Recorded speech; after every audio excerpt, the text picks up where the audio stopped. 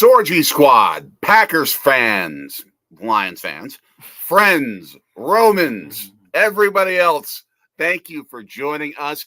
It is a Packers game day and the biggest one so far of the 2024 regular season. Yeah, it is a huge game between two of the best teams in the NFL. It's a crazy NFL Sunday. Right now, everyone watching the NFL on Fox would know that Drake May just threw a pick and the Titans will win That's not the game we're talking about. in Tennessee. And a lot of other action, craziness has happened around the NFL. We expect the same in this time slot. And what this contest is are, as you mentioned, two of the best teams in the league. I'd probably put them 2 and 3. Yeah. The Detroit Lions and the Green Bay Packers, one of the biggest regular season, mid-season games these two teams have ever played against each other at soggy Lambeau Field. And that's going to make a difference today. Okay. That, I think, is going to be a big difference in this contest between two teams that are Super Bowl contenders in the NFC and are going to play each other twice this year. This contest, it is raining at Lambeau Field. Yes, that means a lot less than it used to back in the 1960s when the field would turn into mud, et cetera, et cetera. But I think it will still affect things and make it advantage Packers for a team that loves to run the ball and a team that is facing an opponent that hasn't played outdoors all year. Yeah. That's going to be a huge advantage for Green Bay. Yeah, let's take a look at the comment section. We have the Happy Hodex saying it's a good day if you're a Duck, and Sam in the chat saying, go Pack Go. Go Pack Go, Weather's baby. bad and gloomy. Looks depressing, but it's not a depressing day to be a Packer fan. Not at all. Yes, it is beautiful today here at the the Palatial Sorgy Stories Estate here in Philadelphia. The spectacular day, not so much at Lambeau Field in Green Bay, which is how football in the fall should be. That's the condition that we're going to see today when these two teams get it on. Of course, Detroit, the team that advanced to the NFC Championship game last year, had a lead, a 24-point lead, I think it was, or 17-point lead, something like that. Blew it in the NFC Championship game.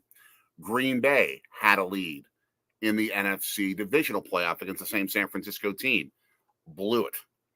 Two teams that are trying to find redemption and trying to find their way to becoming a Super Bowl squad in this year that, by the way, Green Bay Packers aren't just trying to play for a championship. They're trying to play to solidify their legacy as the only team in the history of the National Football League to ever three-peat.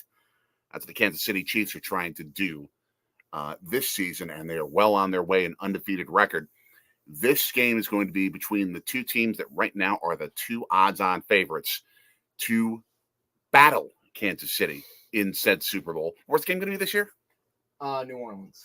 In the Big Easy, New Orleans, Louisiana. Place the Packers have won a Super Bowl. Yes, Super Bowl 31 when they defeated the New England Patriots after the 1996 NFL season. Kansas City Chiefs won a Super Bowl there, Super Bowl 4. The Detroit Lions haven't won a Super Bowl, period. They have won 2 playoff games since 1957. That's why this season means so much to them and to that community in Detroit. And I've been saying for years, if it can't be the Packers, I would love for it to be Detroit. We visited that city, cool city, great people. They have had much need for joy, for success. That I think would help them. Not against our Packers, though. Yeah. Just not against our Packers. So you can see, and we're watching the national television feed right now, you see a lot of raincoats. You see a decent amount of blips of blaze orange jackets. Of course, it's Wisconsin.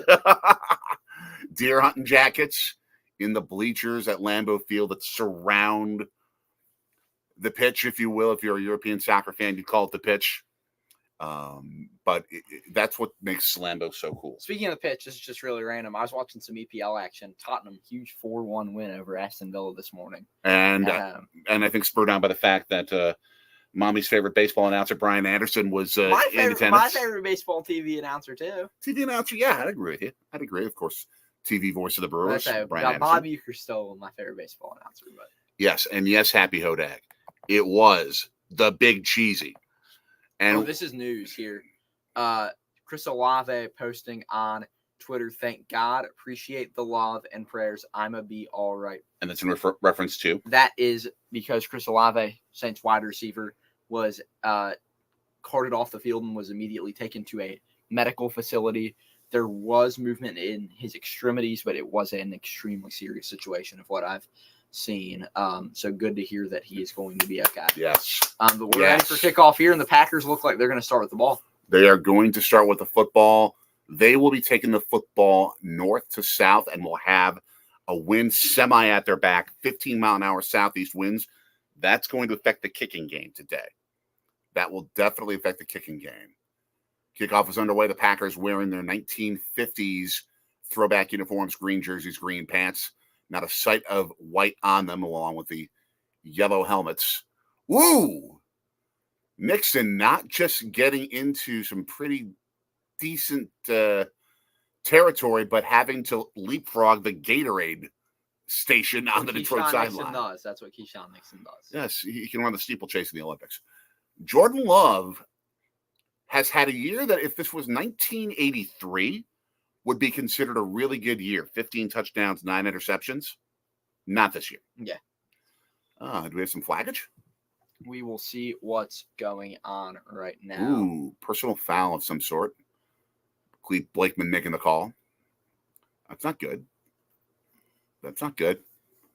That will push the Packers back. Yeah, I'm assuming that was an after the play issue. And yeah, that's just going to be an extracurricular there. As Keyshawn That's a late. Yeah, that's a late. Why is that on the Packers? It was the Lion player who pushed Nixon late out of bounds. I'm not sure there. Meanwhile, though, we have the Rams game kicking off and the Eagles up 7-0 on Jacksonville. Josh Jacobs pounding it right near the first down line. I really like the Lions uniforms as well. I got to give them credit. The white is really clean. The silver, white. I love the white pants. You are very much a leotard look fan. And I'm not saying that's a bad thing. I like the silver pants. Yeah. Or excuse me, the silver helmet. But I just like when the jersey matches the pants. I get it. I mean, sometimes I like the look. Sometimes I think there's a reason to keep tradition, like the gold jersey, gold pants have the gold helmet, gold pants, like the tradition with the Packers. Yeah. Oh, almost a stop. There you go. Nice bounce outside, Jacobs. Go. Yeah. First down to the 47.5. There you go. Speaking of great jerseys, how about the Eagles wearing the Kelly green today? Oh, beautimous. I'd like to see the Eagles wear, at least try the Kelly green pants with it, but I like the silver. Nah, it's a throwback. Keep the. I get it. I would, if I were the Eagles, I would wear that era road jerseys too. Yes, that game, by the way, happening between the Eagles and Jacksonville, about 20 minutes away from here. Yeah. That's the other network's late game. All right, 1st and 10. First pass for Love. Nice little throw. Easy little pitch and catch, 5-yard gain. Yeah. Maybe that's a solid play there. They get the ball to Romeo Doubs on the reception. Simple. Yeah, that's simple football. As we're seeing right now, the Lions defense, they have a really, really good defensive core. Aiden Hutchinson out, but still, those two tackles, McNeil and Reeder, those guys are weapons. They have a really solid secondary led by Brian Branch and Carlton Davis. Kirby Joseph as well is really solid, and Alex Anzalone in the linebacking core. This is a defense that is really, really good. They're defending their own territory now. They're at the Detroit 48-yard line, 2nd and 4. And they're trying to stretch it outside. They don't have a lot of blockers to support it. Yeah. That's called gang tackling, folks. Yeah, for sure. Yeah, they didn't have much option there. He was lucky to get back to the line of scrimmage. 3rd down now, so Love. I mean, I'm assuming a pass here, right? Who's the one?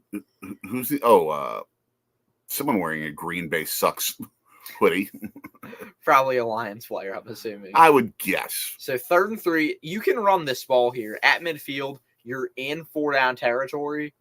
We'll see what the Packers do. All right. I see them not using the running game here. Okay. They put Watson in motion. We'll see what that means. Easy pitch and catch for Jacobs.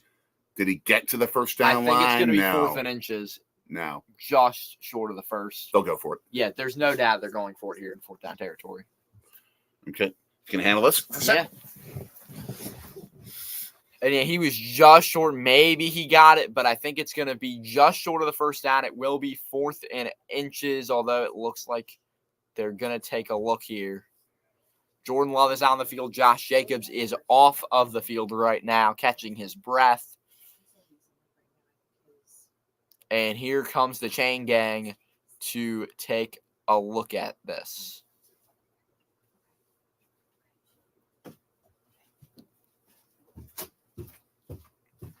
They're going to stretch out the chains here. Does he have the first? No, he does not. He will be just a few inches short. It will be 4th and 1 for the green and gold here. 11:58 to go in the first quarter. Again, the Packers in the gold, green, green. The Lions in the silver, white, white uniforms.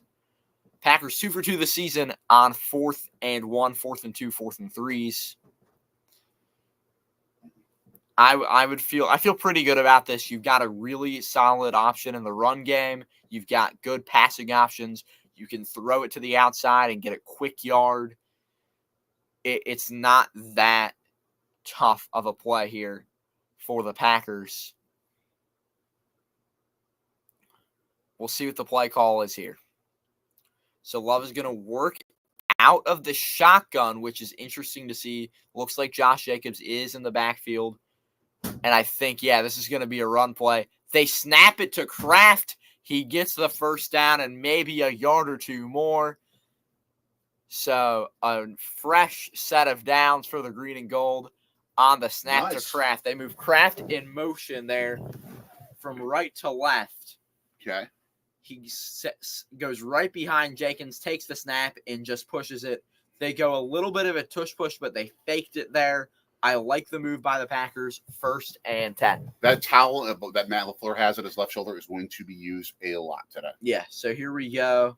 11:10 to go in the quarter. Instagramming. Some people in the gram know we're doing this.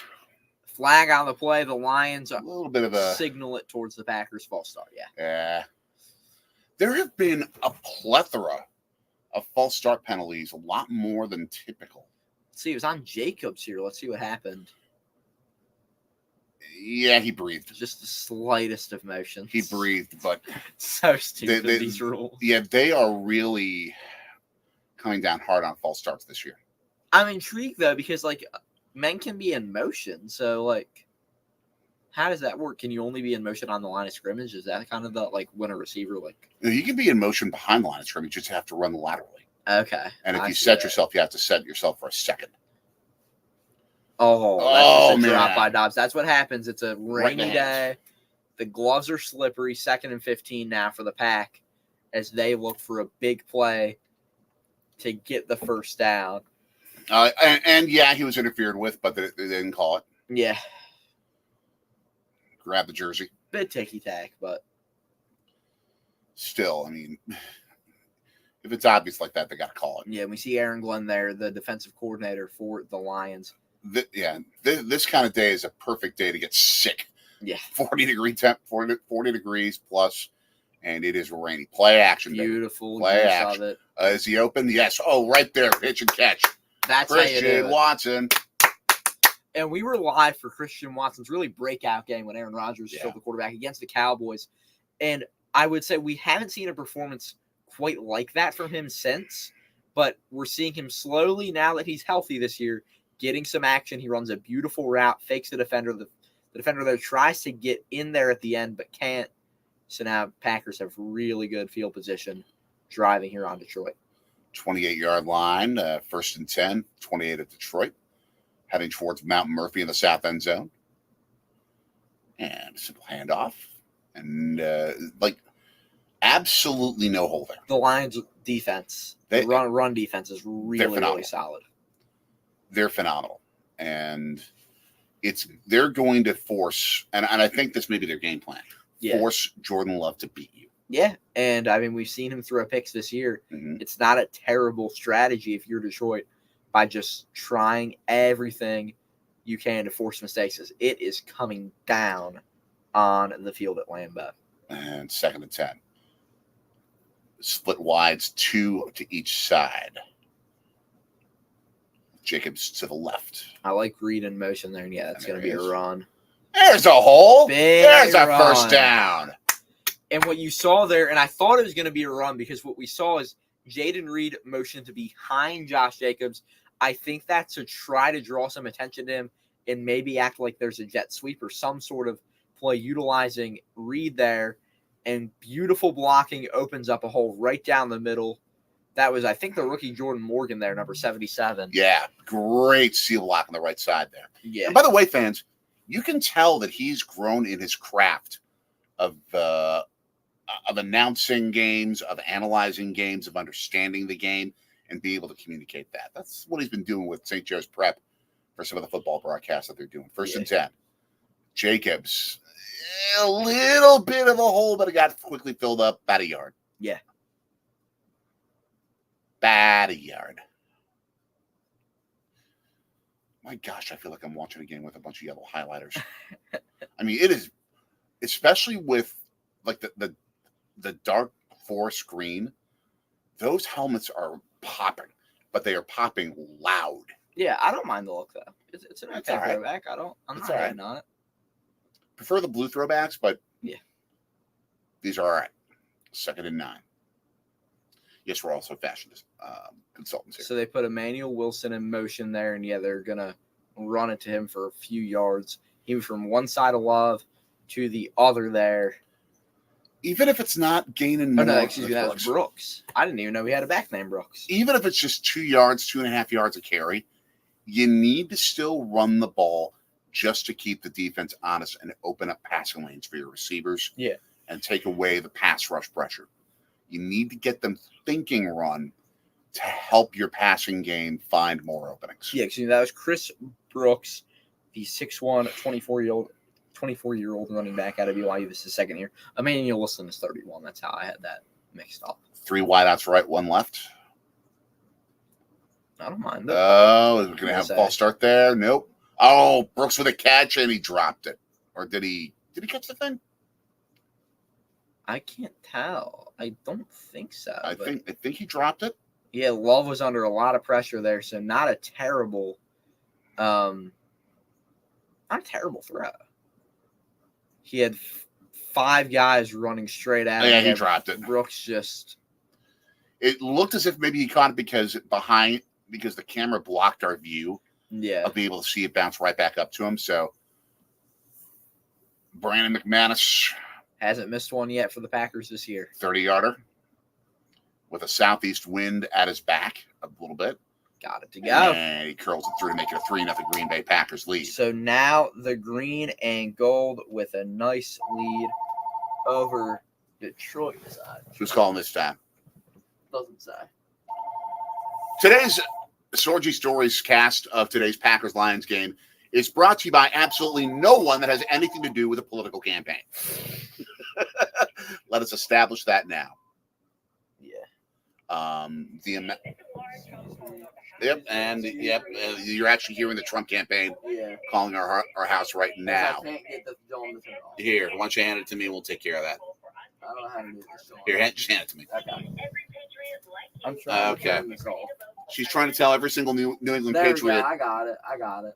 She's saying that they need every New England Patriot, like the ones that lost to the Tennessee Titans today. Yes.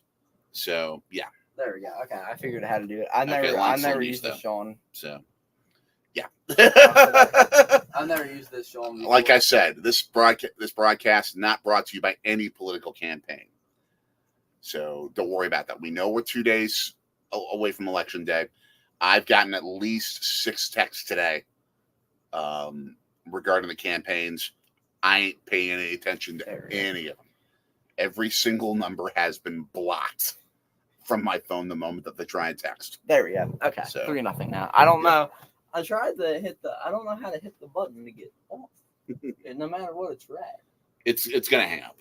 It's going to hang up eventually. Okay, I think we're good. So, well, I appreciate candidates' relatives calling, and granted, it's not in person. Yes, it's not a real call. If it was live, it's a recorded call. If it was live, that would have been funny. Yeah, that would have been funny. Because I would have immediately ordered some Indian food. Just like do something random. Just something silly. Yeah. Just something absolutely silly. Yeah. So, now when we were in Detroit in 2015, we were sort of near Ford Field, the home of the Lions. We were right across the street from Ford Field. Yeah. But I don't think we ever stepped outside this Comerica Park, and we're right across the street from it. But still being Comerica Park, you're right across the street from it. That's true.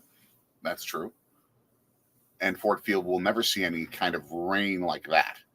What we're seeing today. I don't know the last time the Lions have played in a weather game like what they're playing in today. And granted, these players played in weather games in the past in their lives, I'm sure. Yeah, the weather in Green Bay right now, 48 degrees, raining, a real feel from AccuWeather of 41 degrees. Oh my gosh, this is hand warmer weather.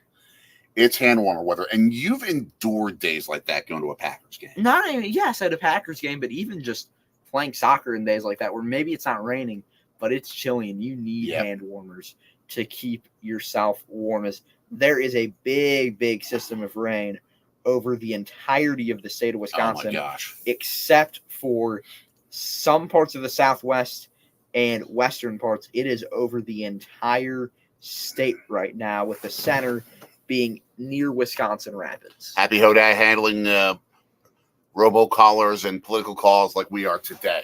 First down run that's about 8-9 yards. And there's going to be rain the entire game, I think. I don't think that this is going to let up at all. St. Brown having a little bit of extracurricular discussions with the Packers secondary. Hey, Amon-Ra St. Brown's a really good wide receiver. I give him a lot of credit. His brother Equinamius used to play for the Packers. Now, I think, is he still with the Bears or is he with someone else now? Don't know. I don't know, but he was a solid number 4 receiver. Very, very true. Very true. And very here true. Comes right now the guy who I call the NFL MVP, Jared Goff.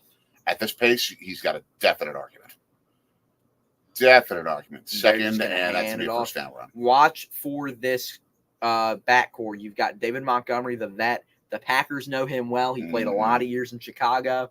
And Jahmyr Gibbs, the second-year guy out of Alabama, also a great offensive line with Penei Sewell, Frank Ragnow, and company. And they have a solid core as well. Tim Patrick, who was with Denver last year, Sam Laporta, a solid tight end, and Khalif Raymond, also a receiver for them. I got to know the right guard, Kevin Zeitler, a little bit when I was covering the Wisconsin Badgers. He was with them when I was there. Yes.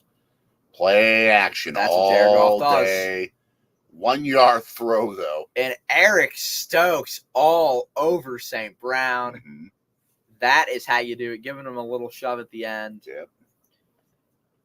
Beautiful defense by the Packers. And again, Stokes there. 21. Oh, the ball almost slipped out of his hands.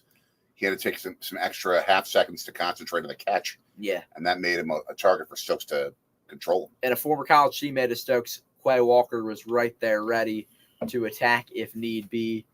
Defense has a lot of Georgia guys on it. Yes. 2nd and 9.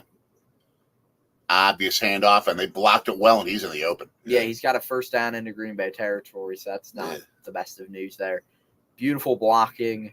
And the Packers defense is not able to stop Montgomery there, as he just beautiful nice cutback. That is how you do it. He makes a Double couple cutback. men miss, and now 1st and 10 for Detroit at the 46. Goff right there. Oh, well covered. There you go, Quay. On the passing game, St. Brown held to just 5 yards. I mean, he's getting catches, but there's not much room for him to do anything. Yeah, and now we see this Packers defensive core. This is the best scoring defense in the NFL, I'd say. The secondary is one of the best in the league with Jair Alexander and Xavier McKinney. Though Alexander's out today with me, and that's a problem. That's a problem. I forgot about that. So you got Xavier McKinney, who's our big pick guy. But without Alexander, I'd still give Detroit the edge in this game. Yeah, it's going to be interesting to see what happens. It's sort of play action. An odd use of the play action. But it worked. First down, 15-yardish kind of game. As I said, and that's Laporta there, it looked like, and he is a beast, one of the best tight ends in the league, only in his second year out of Iowa. Iowa makes really good tight ends, and he is a perfect example. The first really, I guess, big-name tight end we've seen out of there since George Kittle. I don't know if I would say that Detroit has any skill position superstars, but they're so balanced. Laporta might turn into one eventually. That's possible. He might be the next George Kittle or Mark Andrews. They run it and just slippery turf, and you saw one of the defenders, I think that was number 54 for Green Bay, slipping there. Yes, that was, or no, we don't have 54, so it was 50-something that was slipping there. Maybe it was Sean Gary, but either way, I mean, you've got Detroit, I think, is also going to be able to take advantage with the way that they've been running the football. I mean, they may say, hey, you know what? Yeah, we may be the indoor team, but we can run the ball. Yeah. And that's what they're going to do until Green Bay figures out how to stop it, because they haven't yet. And now in the red zone, Detroit not too far from touchdown territory here. And a little play action work. Easy Good pitch and catch, but tackle. only 2 yards. Yard and a half. They go to the backup tight end. They go to right there, and he cannot get anything. Upended by Nixon. Yeah. Keyshawn Nixon's a really good corner. Yes, by far. Now, this is interesting. Detroit's had 7 consecutive trips to the red zone with touchdowns. Now Green Bay's got a shot to stop them out of 3rd and 5. This would be huge, holding them to 3, keeping this game even. Yes. And having it just as you started with an even game and having an opportunity to take the lead back and be up 7 here.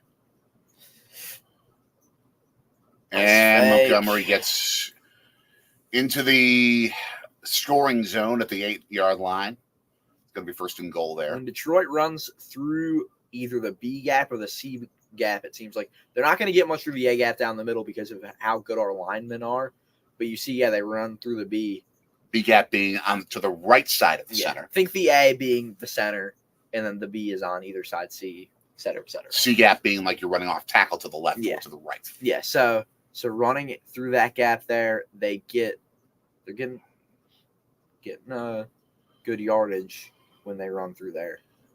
And though I've certainly heard the term as Montgomery smushes for maybe about a half yard, hearing the term A gap, B gap, C gap, I've heard those a lot. Yeah. But that's pretty standard, you'd say? Or are there just certain teams that use that here and there? Well, I think it just depends on like where you're running. Like it's some teams like to run through the A gap, some like to go B and C it, and some like to run to the outside, right? You can see explosiveness there. But just calling it that, the A, B, and C gap. I think that's just like kind of general standard operating procedure. Okay. Yeah. Like the 1 technique and 3 technique tackles, yeah, when I was growing up. For people who know football, you would know those. All right, 2nd down, Montgomery. Nice. Not much there. Packers saw what's coming. They've seen a lot of these runs, and they were able to eat the back up for breakfast there. It would be breakfast in territories west of Honolulu. So like Guam. Yeah. Although, was that over on the other side of the date line, so it's already Monday? Yeah, probably. I don't know. 3rd and goal. This is the stuff you talk about. This is big right here. And this is the fun stuff. Audible there big audible here.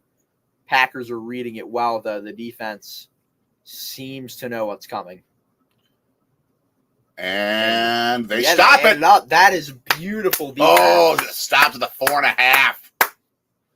He got that far? They wouldn't have the 5.5. I thought it was like maybe the 4.5. Do they dare go for it? Nah, I'm not going for it here. But that will end. That's Dan Campbell, though. That'll end a 24-minute first quarter. That was quick.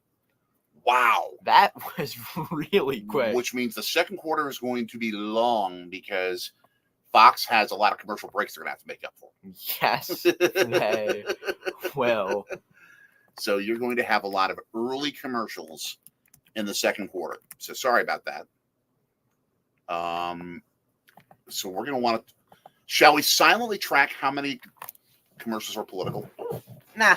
Okay. But I think we will, though, take a quick look at what's going on around the NFL. Lots of games that had interesting results. First, I'll talk about Thursday night. Jets with a big win over the Texans on Thursday, 21-13. And another game where you see the lesson of you must carry the football over the goal line for it to count as a touchdown. Yes. The Bills with a big win. Tyler Bass walked it off with 5 seconds to go on the clock. 30-27, they win there. Ravens with a big win over the Browns. The score there, not the Browns, the Broncos 41-10 in a battle of 5 and 3 teams. Speaking of Browns, the number one football show, not happy being a Browns. I was about to talk about that. The Chargers 27-10. Jameis Winston looked good last week. Their offense not looking so hot this week. They fall to 2-7 on the season. The Panthers, a big upset win at home, 23-22 over New Orleans. Bryce Young gets a win. What's up, Cody Hankins? That's much needed there. Bengals 41-24. Not a shocking win for them as they finally get their 4th win of the year. The Bengals don't have a winning record yet. Commanders, Jaden Daniels is the man. 27-22. A win over the Giants for Washington. And in Atlanta, Dak left the game with a hamstring injury. And, after that happened, the Cowboys and Cooper Rush lost 27-21. The Falcons get win number 6. They are looking good in Atlanta. And the game we talked about ending as we started our live stream, 20-17. The Titans get a win over New England. New England was able to tie the game on a crazy touchdown by Drake May, but they lose in OT. Meanwhile, current scores: Eagles 10, Jags nothing, Bears losing 3-7 to Arizona, and the Rams and Seahawks tied at nothing. Number one football show. How could you say that about that? Our Whoa! Joe's prep grad of the year 2000. Don't hate on Kevin Stefanski. You know what? He's part of the brotherhood. St. Joe's Prep Brotherhood. Yes. I'm gonna say I'm repping. They're going for it on 4th and goal here. Oh, this is big. Here we go. 5.5 yard line.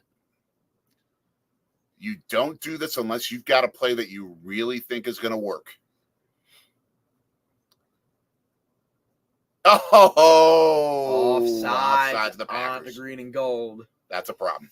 So that'll take us to the 1 yard line here. 1, no, 2.5, because it's half the distance to the goal.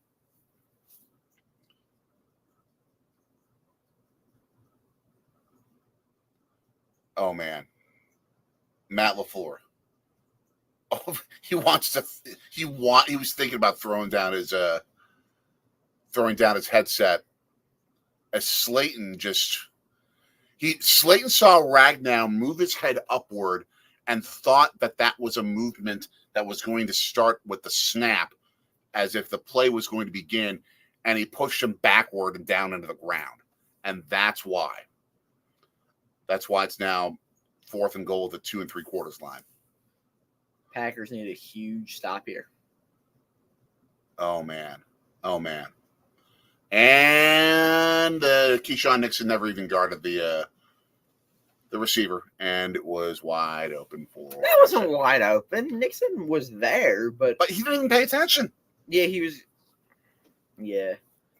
Cody Hankins, we will discuss this. Yes, we will discuss it momentarily. Yes, but Nixon just kept his eyes on St. Brown the whole time. He never turned towards the ball, and it left a wide open seam. Yeah. For Goff to get the football to St. Brown. So 6-3 about to be 7-3.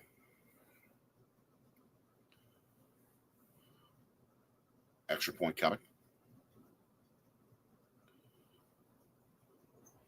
And perfect. 7-3 on the first play of the second quarter. The first of about 5,000 commercial breaks. Yes. Here in the second quarter. And yeah, what a college football game yesterday. Let's talk. I already updated it. Oh, you man. Oh no, it's not. It's not there yet, but I did it. It's just not showing up. Okay. Did they get the PAT yet? Yeah. Oh, I was updating the wrong graphic. There we go. We're good now. Oh, remote graphical updates. Just fantabulous. But yeah, what a day in college football yesterday. And what a college football AP Top 25 in reaction to that. Mm-hmm. The big changes, we see Ohio State move up to number 3. We see Penn State drop to number 6. Indiana How about them moving all the way from number 13 to number 8 and in a top 10 of the country now at 9-0? Not a shock. And then we saw, let's see, SMU jumped 7 spots. Boise State ranked number 12 now. A&M, after their loss to South Carolina, drops 5. Iowa State drops 6. Clemson drops 8. Army in the top 20, sitting at number 18. Love it. Love it. Washington State ranked number 22, number 20 now. Colorado moves up to 21. Kansas State and Pitt both losing. They drop each 5 spots. Vanderbilt and Louisville both get into the rankings. How Louisville with 3 losses, but their losses are to Notre Dame, SMU, and Miami. Quality. The best 3-loss team in college football. The best 1-loss team in college football. I think we're having an interesting discussion of who should be 2 versus 3. Oh, Georgia, without a doubt. Georgia better than Ohio State. I wouldn't say that. If they stepped on the field today, Georgia would beat Ohio State. I'm not so sure about that. I think they would. I mean, you saw how Ohio State controlled that game against Penn State. Yeah, like Ohio State's really good. I just think Georgia's better. Like, I mean, they've just, I don't know. Like, I mean, their performance against Texas, I think, said a lot. Interesting test. We won't be able to watch it. We won't be live for it. But just keep an eye. Next week, though, Georgia goes to Oxford, Mississippi, 3:30 ABC. That's going to be an interesting one. They're favored by 2.5. I'm intrigued to see what happens there. And if Ole Miss can pull off the upset that Rebs fans have been waiting for most of them, I guess their entire lifetime. Ole Miss has not gotten to that level yet, and they are just hoping and waiting to get to a playoff, get into the playoffs this year. All you said is correct, but the fact is Ohio State's got the better quality wins. I mean, at least equal quality wins. Their win over Penn State yesterday on the road was absolutely fantastic. And Ohio State's got the best quality loss only by 1 point at the number 1 ranked team in the country. Just playing devil's advocate, who's Ohio State's quality wins other than Penn State? So? I'm just saying Georgia beat South Carolina, who's turned out to be, Georgia didn't beat South Carolina, excuse me. Georgia has beaten Texas. Football of 34 for the Green Bay Packers, by the way. They beat Texas, their only losses to Alabama, and they murdered Clemson, 34-3. That absolutely, they deserve credit for that. But yeah. I just think that win over Penn State was more impressive than any Georgia win so far this year. Slightly more impressive. I think Ohio State's going to finish with 2 losses, though. I think they're going to lose to Indiana, at Ohio State? Yeah, I think Indiana's a better team. No. Indiana's offense has just looked so good this year. Maybe they win, but my big thing is how close Nebraska played Ohio State and how well Indiana. Oh, go Josh Jacobs! Get moving! Get moving! That Woo! 37-yard line. I'll put it this way: I think Ohio State and Indiana's flip a coin game. I think they're very, very even football teams. And I'm intrigued to see that game on the 23rd, second to last week of the season. Yeah, I'm just not convinced. I'm not convinced, but fair. that could convince me. And that will. Let's look at the just enough of the seam. Beautiful. Just enough of the seam for Jacobs to slide through, broke the tackle of Thomas, off to the races with 2 defenders chasing him.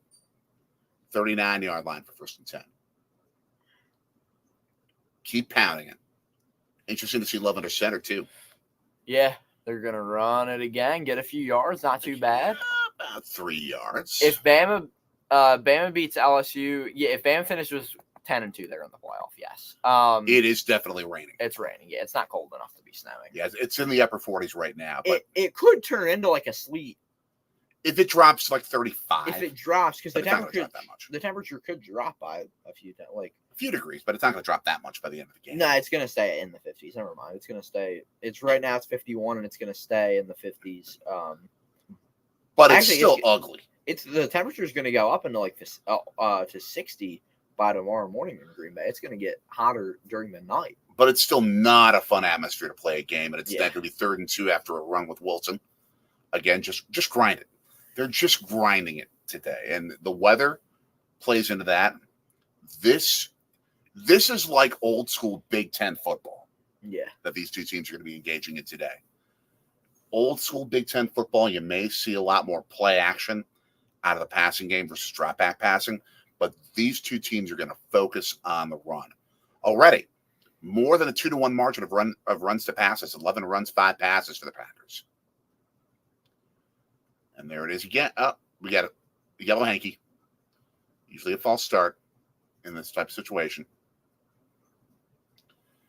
And that is not advantageous for the Packers. Not too advantageous. Yeah. So, but as you were saying, Bama versus LSU. I said if Bama wins out, they go to the playoff because they'd be 10-2. That makes complete sense. 10-2. Also, the other reason Georgia is ranked higher than Ohio State is SEC bias. There is. There's that's. I mean, you can argue Ohio State's better, but like in my ranking, I have Georgia. Number 2, I think. Oh, that's not good for 27 in the penalty range. 3rd and 8 for the Packers here. Big 3rd down. Detroit's bringing everyone. Oh, hero ball. Yeah, don't throw that pass. That's ill-advised. Ill-advised throw to Watson into a double team. You don't do that. Yeah, I have. That's not right. There we go. I have Oregon 1, Georgia 2, Ohio State 3, Texas 4, Penn State 5. Who do they have in the top 5 that I don't? Oh, I don't have Miami in the top 5 because Miami's just really overrated. Are they overrated or they just haven't played anybody? Let me give it. So their quality wins are 4th and 8. They're going for it here. Why not? Yeah, a field goal in this rain is going to be hard. Yeah. And you're inside the Punting zone. doesn't make sense. So I guess they're just going to draw them off sides. Which they didn't. Maybe did, or did they just take the delay game? I think they took the delay game, and so then they can punt. Okay, I don't mind that move. That's okay. Miami's quality wins are Louisville and Duke. And Louisville in the Louisville game was really close. Like I think BYU's better than BYU beat SMU and Kansas State. Like resume wise, and I have Indiana 7, Tennessee 6. Notre Dame at 10. My full rankings will be on my Instagram later. Daniel Whelan with the punt. Okay, inside. Boot. Down it. There you go. 7-yard line, not bad. Bo Melton coverage. And you see Melton and Ballantyne down there getting it done. And after Danny Whelan, big punt there. Sets up the Packers defense pretty well here in the second quarter. Second commercial break in 3 minutes of second quarter football. Yeah. You're going to see a lot of them. Yes, you will. So I'm going to be right back. I'm going to go get some caffeine to keep me awake for this game and some work I have to do afterward. So here we go. We will take a quick look here. Actually, we'll just kind of tune in here to the NFL Red Zone cast I have on our second screen here. Geno Smith is going to throw incomplete, but it's the Eagles up 10-0 currently. It is Seahawks 0-0. And it seems, I don't know what the score currently is in the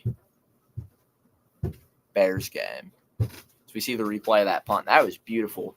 Ballantyne was able to get off of his blocker, and then Melton did the same thing. Yeah, craziness in college football, craziness in the NFL. It's a lot of stuff happening, folks. It is a little bit crazy right now. And yeah.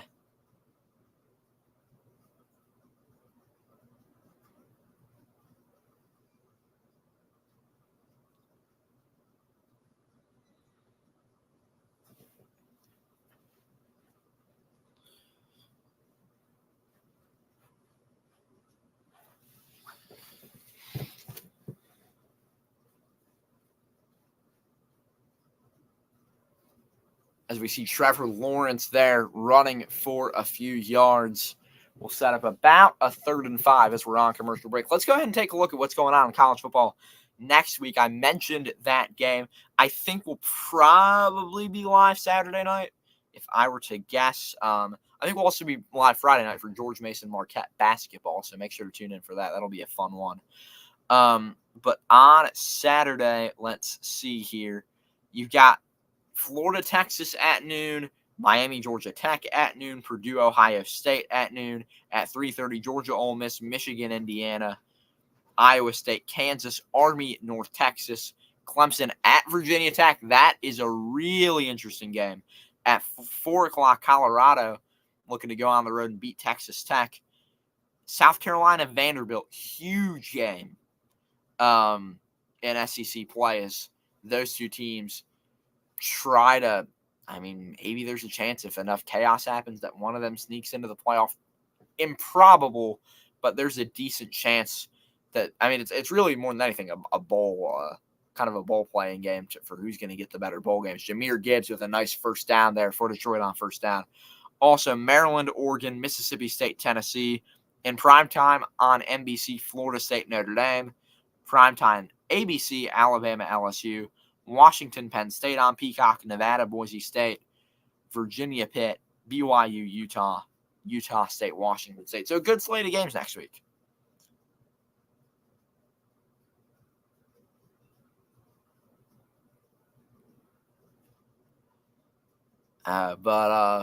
But yes, the Lions are going to run it here on 1st and 10 for about 4 or 5 yards.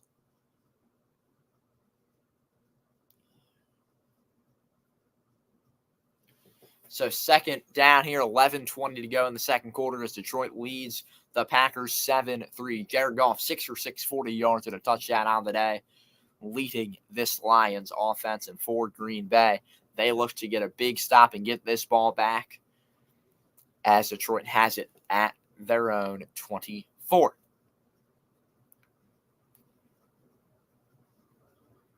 Goff is going to hand it off to Jahmyr Gibbs again, but the Packers all over that one. A gain of a yard for the Lions. Sets up a 3rd and 4 now, as we see a big play. We talked about it earlier. These two teams are both really, really good football teams. 2 of the best 3 in the NFL. Winner of this I think these 2 games that these 2 teams play this year are probably as Goff is taken down. Big sack for the green and gold. Rashawn Gary with a big, big sack for a huge loss. Excuse me, was that Gary or was that someone else out there? Let's see who it was. That was not Gary. Gary was there, but it was also Aaron Mosby, the second-year defensive lineman out of Fresno State. And now Jack Fox punting. Jaden Reed back to return for Green Bay. Detroit's line of scrimmage is sitting at the 23. Fox punting from the 9. The punt goes way into Green Bay territory, will land at the 27. Reed on the return gets out to the 32. A flag is on the field.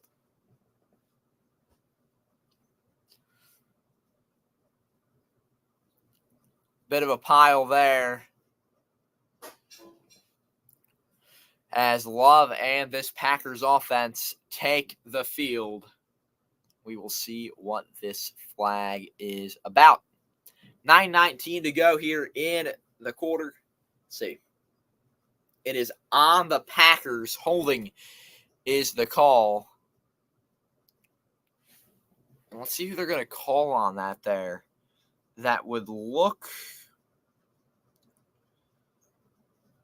to be Kamal Haddon, the rookie out of Tennessee, with the holding call there.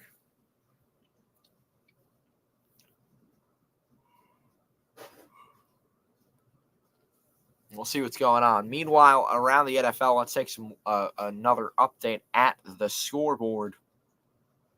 Eagles still 10-0, 2:46 to go until the half there. It is with 5 minutes to go in the second quarter. The Cardinals 7, the Bears 6, Rams Seahawks tied 0-0. They have just entered the second quarter, but the Cardinals with the ball in the red zone, they are going to hand it off down to the 5-yard line Arizona looking good. Trying to punch this in and make it a 8-point lead over the Bears.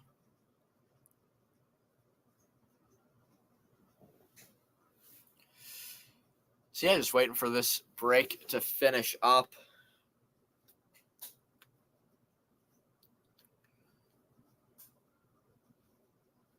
As we see on the screen.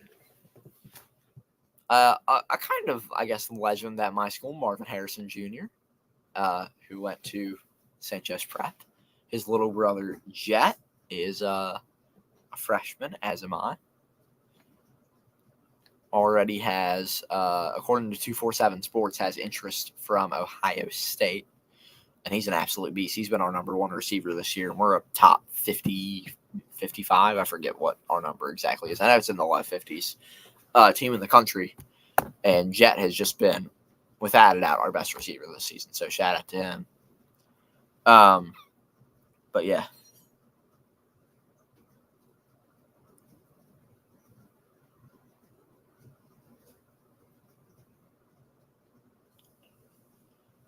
Folks, keep your comments coming. Let us know your thoughts on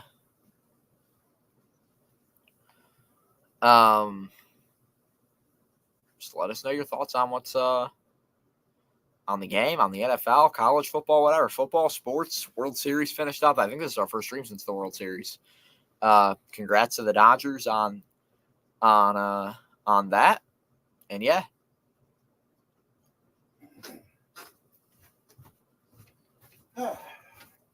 Love play action. He will throw to Tucker Kraft. He's going to get a nice 5 yards on the first play after the punt. There you go. What's everyone eating today? Or what are you drinking? What are you eating while you're watching the game? What do you got? What's your snacks? What's your food? All right, Dad, here's a question for you. My school student section wants to know theme suggestions. I'm going to just put everybody wear crimson. I feel like that'd be just like an all crimson. Sure. That's mine today are water, iced sweet cream coffee, and blackberries on 2nd and 4 from the 26-yard line. Love. There you go, Josh Jacobs. First Beautiful. Down out of bounds at the 34. Chicago fighting with Arizona. Looks like they blocked a field goal attempt here. There you go. Yeah. Looks like no. It looks like he got flagged for it.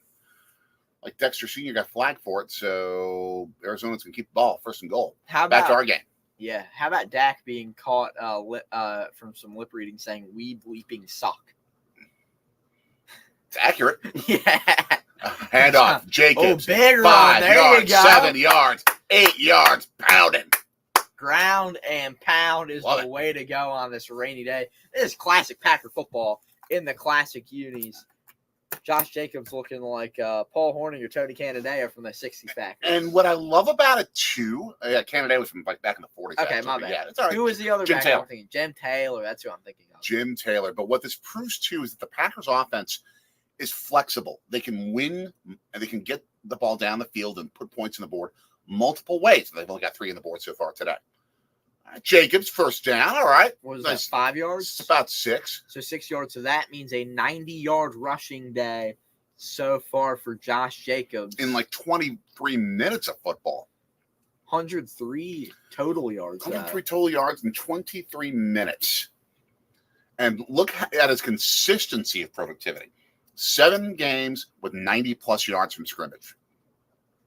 That's dependability and health, which, frankly, is why they brought him in instead of Aaron Jones, because he can be on the field more often.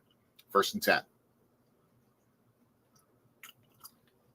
And a screen that nearly got blown up by Davis. Carlton Davis, the third there.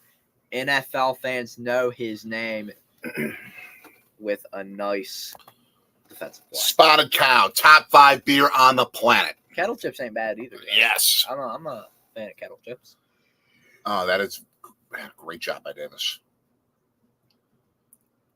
Oh, he just got right in there and was able to swat that there. While getting pushed to the ground, by the way. Yeah. Which probably would have been an OPI call. Ooh, Jalen Hurts just got sacked. 2nd and 10 of the Packers 48. Beautiful play action. And right smack dab there for the check down throw to Brooks, but flaggage. Probably holding. Yep, guys are going to head back, so I'm going to assume this is either a hold. Yeah, it will be. Mm-hmm.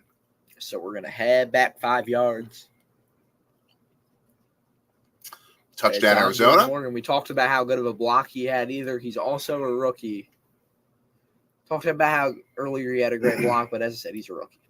Yeah, he had to hog time McNeil to keep him from getting a love. Yeah, that is the rookie out of NC State. I think he's a rookie, or maybe he's second year. William McNeil. Let's look him up. Make sure. So 2nd and 20 at the 38 of Green Bay. 7 penalties already in about 25 minutes of football, 24 minutes of football. That ain't good. Oh, he's 3rd year, actually. Or how many years? Can't do math. 5 wides for Love. Don't play hero ball. Just be smart. Be smart. Ooh! Oh, Melton had a shot at it. But a little late flag, and Melton looks... Is he hurt? Oh. And he de-helmeted himself in his little trash talk. So it was after the ball left. Yeah, he got targeted. Oh, yeah. He got heavy targeted. Targeting. That is, I want to say, an automatic first down, despite the fact that it would gain 20 yards. And Love got his leg twisted. Yeah. Aleem McNeil there, who I was talking about a second ago on that, who Morgan was holding. Mm-hmm. 4th year, actually.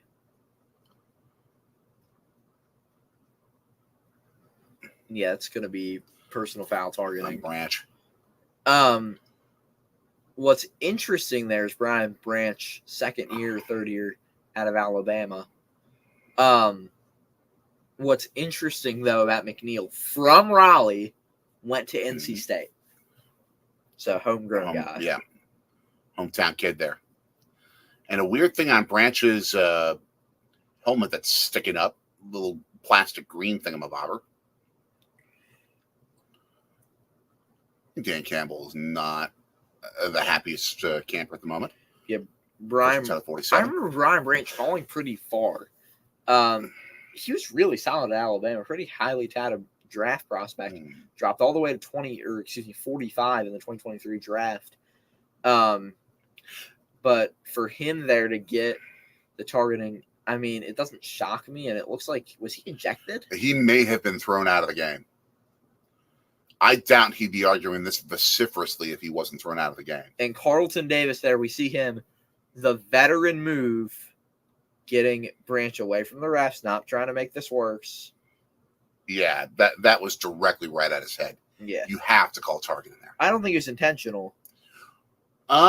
He had enough time after the ball moved past him for him to let up. So they're gonna call intentional there.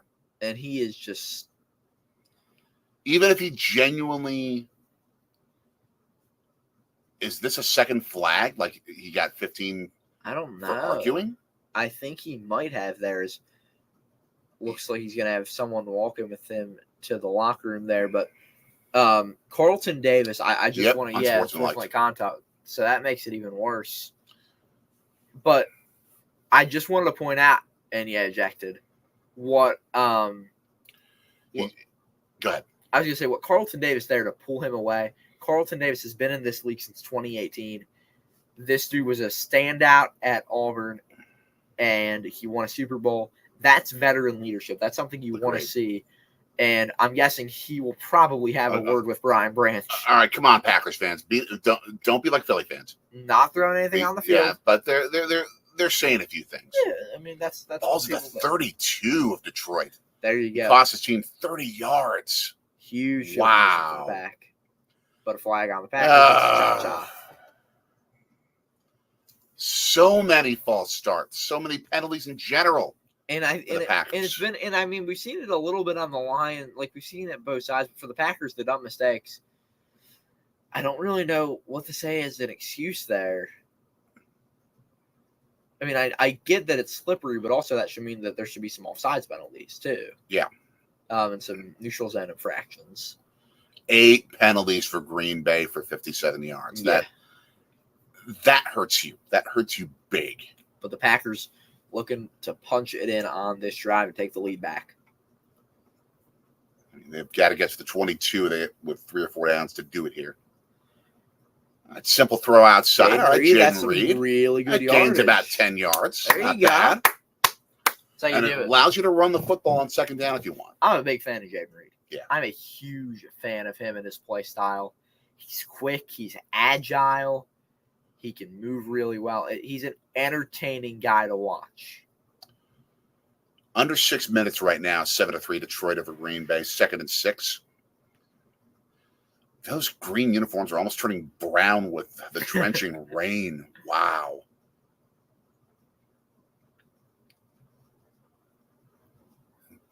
Under pressure. Screen, and he has to throw it to nobody.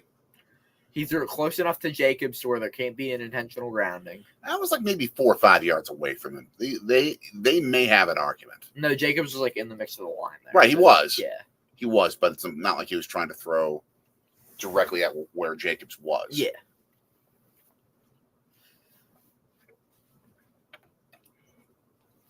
We see Love has dropped back 12 times, but he's been pressured twice. No There's not a sacks, though. lot of pressure on him today.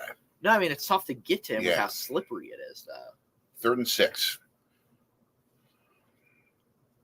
Like the man in motion. And outside throw through Kraft's hands.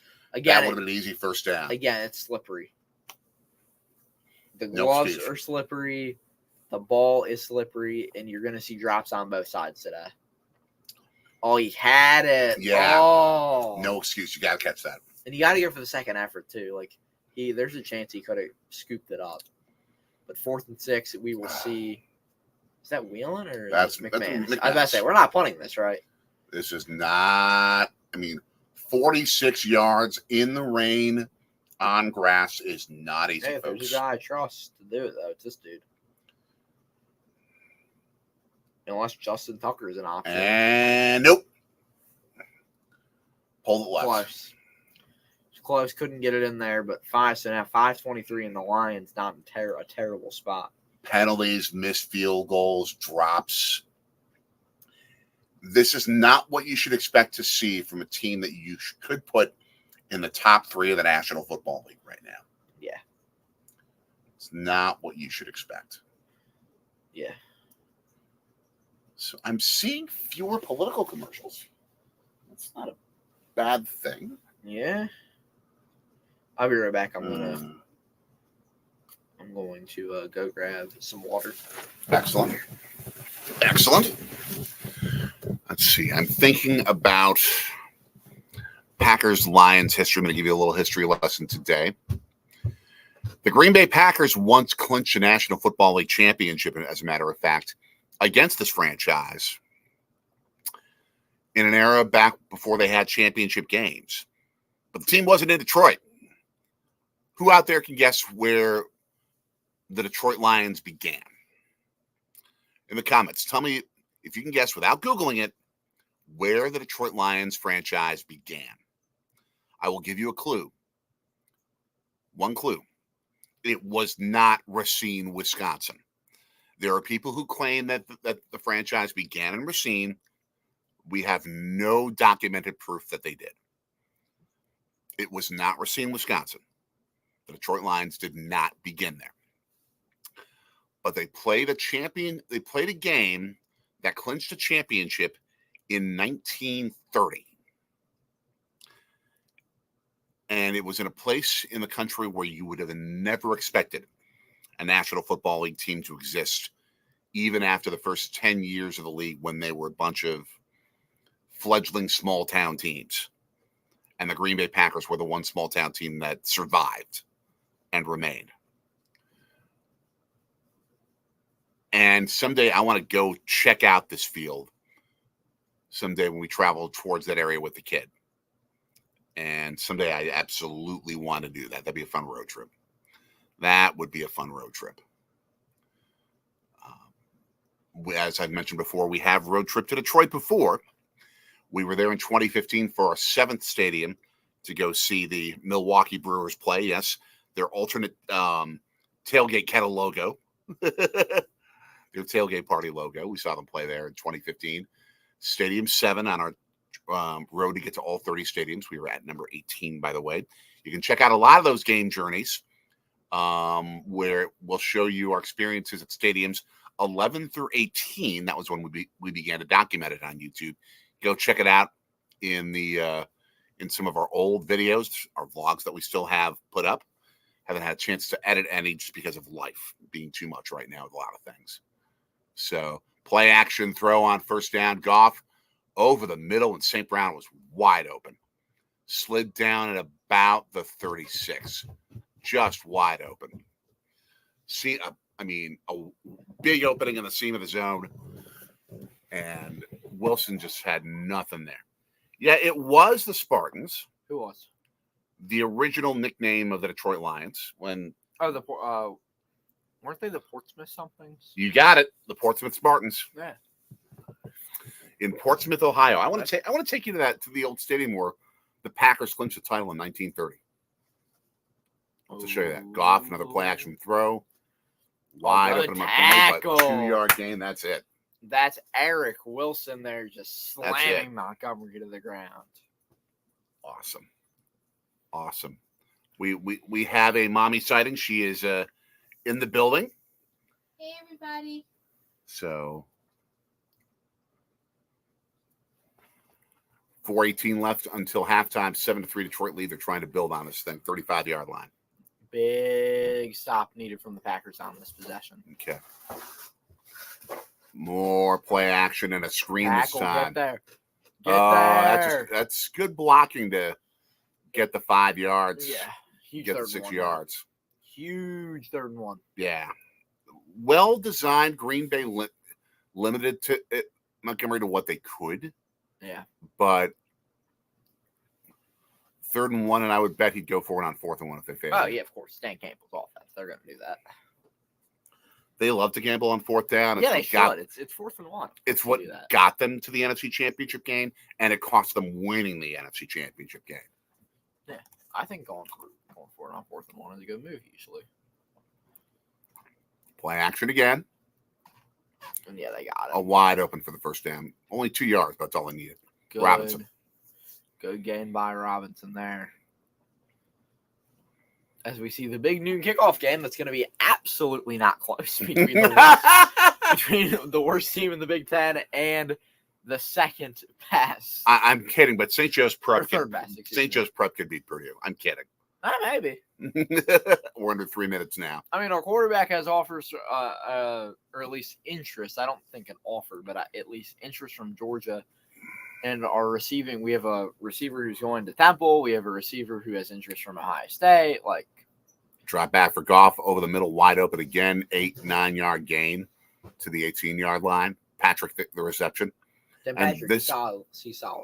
And this is a problem now because Detroit is going to control the ball, control the clock to try and put themselves in position to put 14 on the board, and they get the ball to start the second half. Yeah, that's an issue. The Packers look to hold Detroit to 3 here, keep it a touchdown game, and then rely on the defense for a big stop to start the half. And they're just going to run it down to the 2-minute warning. I don't mind it. Smart move on Detroit's part because not only are they going to be able to limit Green Bay's opportunities once they finish the drive. I mean, that's the biggest thing with this. Yeah. Is to limit Green Bay's time with the football to end the half. Yeah, quick look at what's going on around the great League of National Football. 16-0, the Eagles lead the Jags right now. So I guess they scored 2 field goals or they scored a touchdown missed a PAT, not sure which. Cardinals 14-6 on the Bears. Chicago driving right now at about the 33-yard line. And still nothing in Seattle. Wow. And that one, 6:27 to go left before the half. I'd say 2 bad football teams, but the Rams beat Minnesota. Yeah, I mean, 2 decent. They're 4-4 versus a 3-4 team. Yeah. They're 2 decent teams. But the Rams, Exactly. Cooper Kupp with a big first down into the territory of Seattle. But yeah, it's going to be tonight, by the way, Colts at Vikings, Minnesota favored by 5.5, and Buccaneers at Chiefs tomorrow night. And thanks to Monday Night Football and ESPN for moving the Gonzaga-Baylor game, number 6 versus number 8 on college basketball opening night all the way to 11:30. It's Monday Night Football. So what's gonna Yeah, happen? but like it's so annoying because that game could have been at like 9:30 or 10:30, but gotta be at 11:30 because it has to be after the game. Yeah, that's I keep telling you, if the moon landing happened and you put an NFL game against it, the NFL will get better ratings. I would just much rather, personally, I'd much rather watch a really good college basketball game than watch the Chiefs stay undefeated, which no one wants to watch. Like, it's so stupid. Like, people are going to watch it, but it's so stupid. Yeah, and that's truly fair. Although I think you're going to have a group of people who want to watch, are the Chiefs going to be able to hang on to this to be able to hang on to this undefeated record? It's not going to be a close game. It shouldn't be. No, the Buccaneers are not good. I know, but you still want people you're going to have people who are going to want to watch an undefeated team and see if they hang on. And then when the game's decided in the first 20 minutes of the game, then they'll go do something else. At 7-0, it just kind of becomes like it. I feel like that's not as much as I like that. That's not where that to me is not at the point where I'm like super like crazy about it. Like you got to get me to like 10-0, 11-0 before I think. 2nd and 1 at the 18-yard line. 4th down lineman for Green Bay. They hand it off right into that teeth of that line, and they get another first down and a push inside the 10 by Montgomery with a rugby scrum helping them out. Since you're inside the 10, if you're Green Bay, do you call timeouts? Maybe. I might consider it to give myself a shot to get the football. Yeah, I would think about it.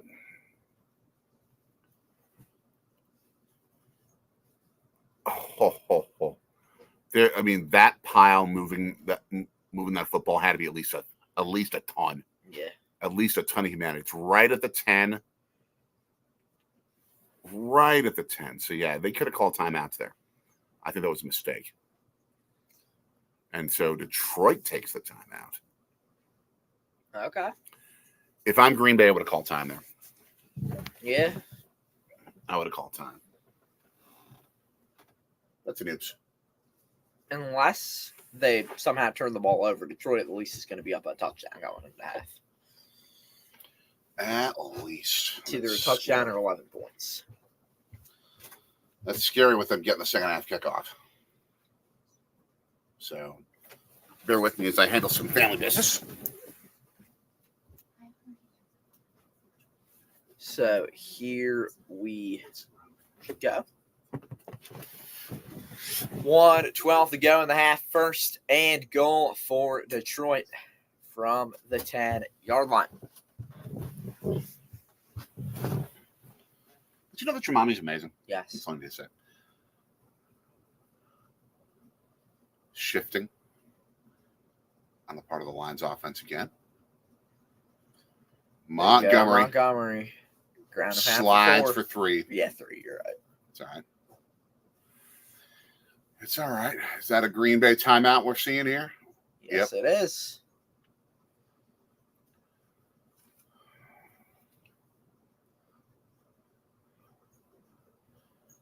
And nice picture, Kurt Menefee wearing the most awesome color of blue that exists. Except for the fact that it's a little bit too dark. I like that shade. Except when the Detroit Lions wear it when they're playing the Packers. The Lions don't wear that shade. The Lions wear too much of like a neon-y version of that. Well, it's close. It's kind of close. I mean, the two teams have possessed the football for about an equal amount of time. Yeah. And for about as many plays. It's just what the Packers have done with it compared to the Lions, which is not much. Yeah, 107 to go. And off again. Yeah, there you Kyle go. driven down for a 2-yard loss.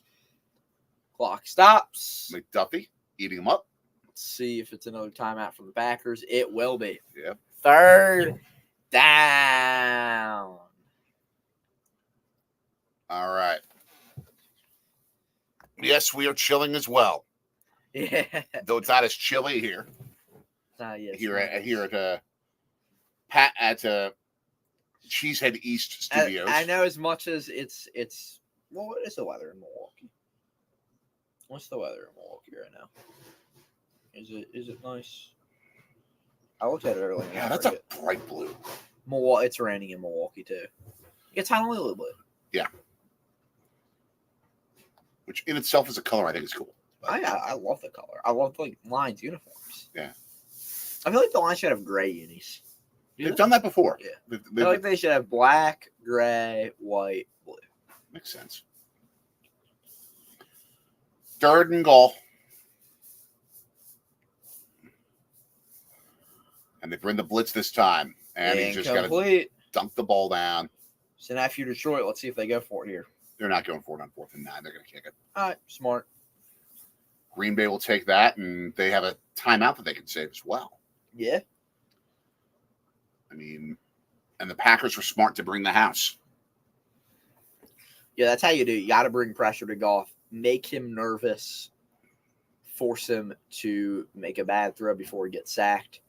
And here comes Jake Bates. Perfect on the year so far. This is a chip shot. Packers looking for a miracle of a block here. 27 yards, and it's a straight-on kick. Still a lot of time for the Packers and one timeout, though. Yep. 10-3. Yup. 10-3. 10-3.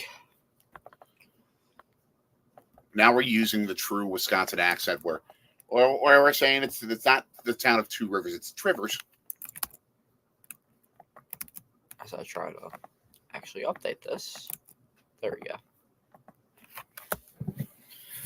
Not our live scoreboard work. Not as bad as it could have been. Could have been a lot worse. Down touchdown with a minute to go. Now this is where Jordan Love needs to play hero ball. The cost of throwing a pick in the situation, if it is very late in the half, is not as bad. Yeah. As the clock moves towards the 0 mark, you have the freedom to take more chances. Yeah. Because there ain't no way Detroit's going to get the football down the field in time, probably. Yeah. You still have to keep possession of the football and let that be your focus initially. Yeah. Also, Robert De Niro is tailgating with Eagles fans. Yeah. Earlier. What movie was he in when he was wearing the Bill Berge Eagles jersey? I don't know, but he's been in every movie. Robert De Niro is an absolute legend. I'm sure Robert De Niro was probably in some sort of Looney Tunes movie. I mean, some sort of Disney movie. You never know. He's done everything. The man has done everything. Who was the dude who did it's viral on YouTube? The dude who did the Robert De Niro impersonation right in front of him. I don't know. But De Niro loved it. He's like, you nailed it. Was it Matt Friend? He does like a lot of impressions of everyone. Maybe. If I show you a picture of Matt Friend, could you tell me if it was him or not? Possibly. It would have been on TV. Wouldn't have been on like any sort of a social video. This guy.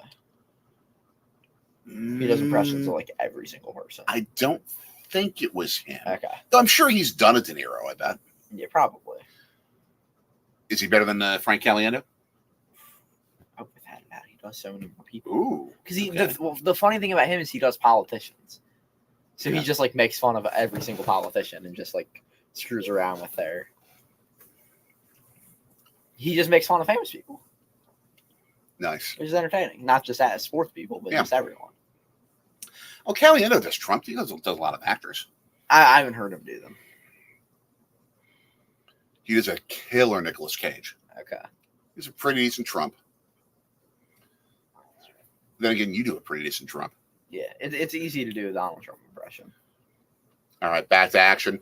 58 seconds left till the half. Green Bay awaiting the football on the kickoff. Green Bay moving from south to north.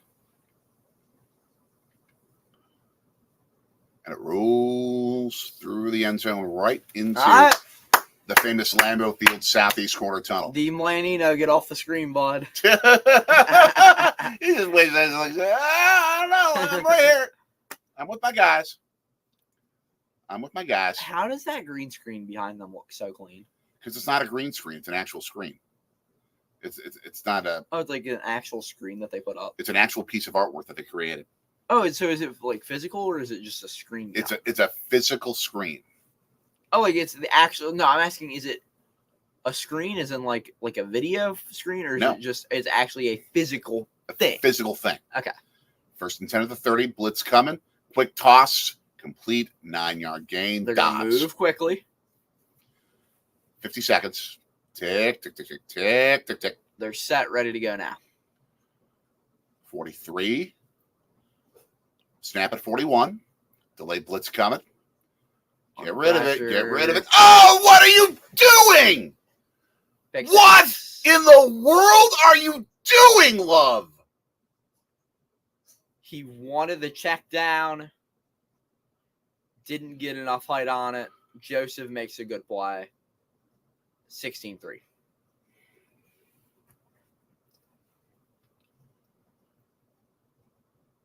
All right, we need to see did the ball slip out of his hands? Was the throw altered?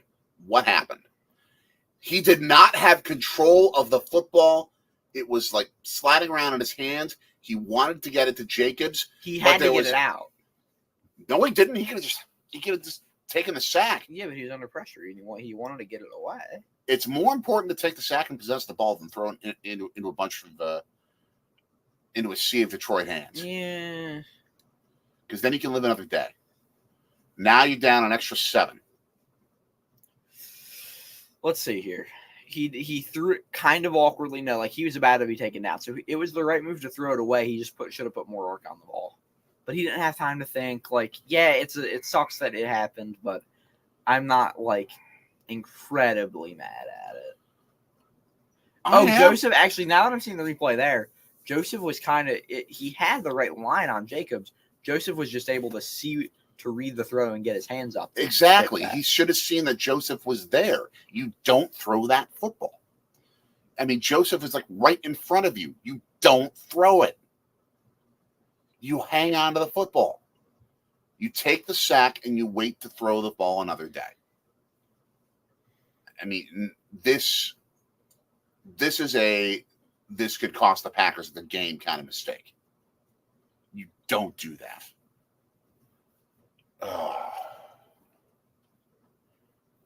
Detroit's going to get the football to start the second half. They're in position to possibly take a three-score lead. But how much time do the Packers have? 30 seconds max. Okay. It's something. 32 seconds. I mean, this is when, and I don't necessarily agree with the move automatically, but this is when Packers fans going to be like, put in Willis.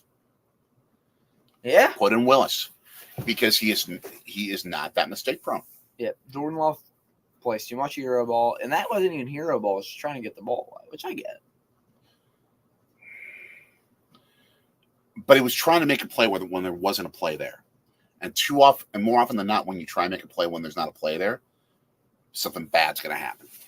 Some of the time, yeah. I mean, it was, again, like Jacobs was there, but Joseph just did a good job at reading the pass and was able to get there. Yeah, but he should have seen Joseph right in front. Yeah. I mean, actually, it looked like there was a blocker. It looked like there was someone in front of Joseph. Like, I think Love saw someone green, and he probably saw someone wearing white, but he wasn't able. I don't know. Like, it wasn't a great throw, but again, it sucks that it happened, but like, I get why he threw it. Yeah. But you don't throw it. You just don't. This big touchdown there, Tyler Lockett getting the Seahawks the lead over LA. So we'll take a quick scoreboard look before every game goes to the half. Although the Eagles already at the half up 16-0. It's 17-3 in this one, obviously. 21-9, the Cardinals lead the Bears at the half. 51 seconds to go before the half in Seattle. After the PAT, it should be 7-3 Seahawks over the Rams. 17-3, and that football is going way past the end zone. All right. Let's see if Love's going to come back on the field or if they're going to put Willis in. He had his jacket on the sidelines. It also is pretty cold, so I don't blame him for. Still. Yeah, he didn't. I don't even think he had a good grip on the ball. He was holding He had it kind an of odd, awkward, he had an odd grip on it. which again shows you don't throw it there. Just put it back in your hands. It will be low on the field. I would not have benched him here. Yeah. But if he throws another pick, I would think about it. Yeah. There you go. Okay, see, that's a good play to Carl, Exactly. or not Carl Brooks, excuse me. Out of bounds. Chris Brooks there. 22 yards, 22 seconds, I should say. That's what happens when you have two guys with the last name Brooks on your team. Yep. I think it's Chris Brooks. You need first initial dot for these guys. Although they are on different sides of the ball, so. 2nd and 5. Get yourself, you have a timeout, get yourself into Hail Mary range. I agree with that. Get into Hail Mary range. I mean, you can get into field goal range. Yeah, even better. Because you have more guaranteed points. True. And I don't want him playing hero ball, but I feel like he needs to make up for that mistake. You got to get 7. Get out of bounds. Get out of bounds. Get out of bounds. Oh, but he's in Hail Mary range. Call your timeout. Green Bay 49-yard line. 13 seconds. You got time.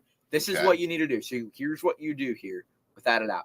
You're going to try to get a throw for about 10, 15 yards to the outside where a guy can get out of bounds. Usually on the right side of the field is where you're going to see that.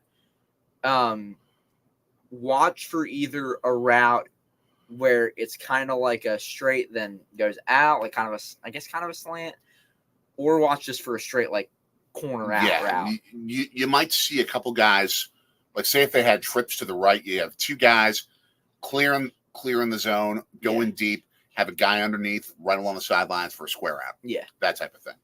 That's what I would expect.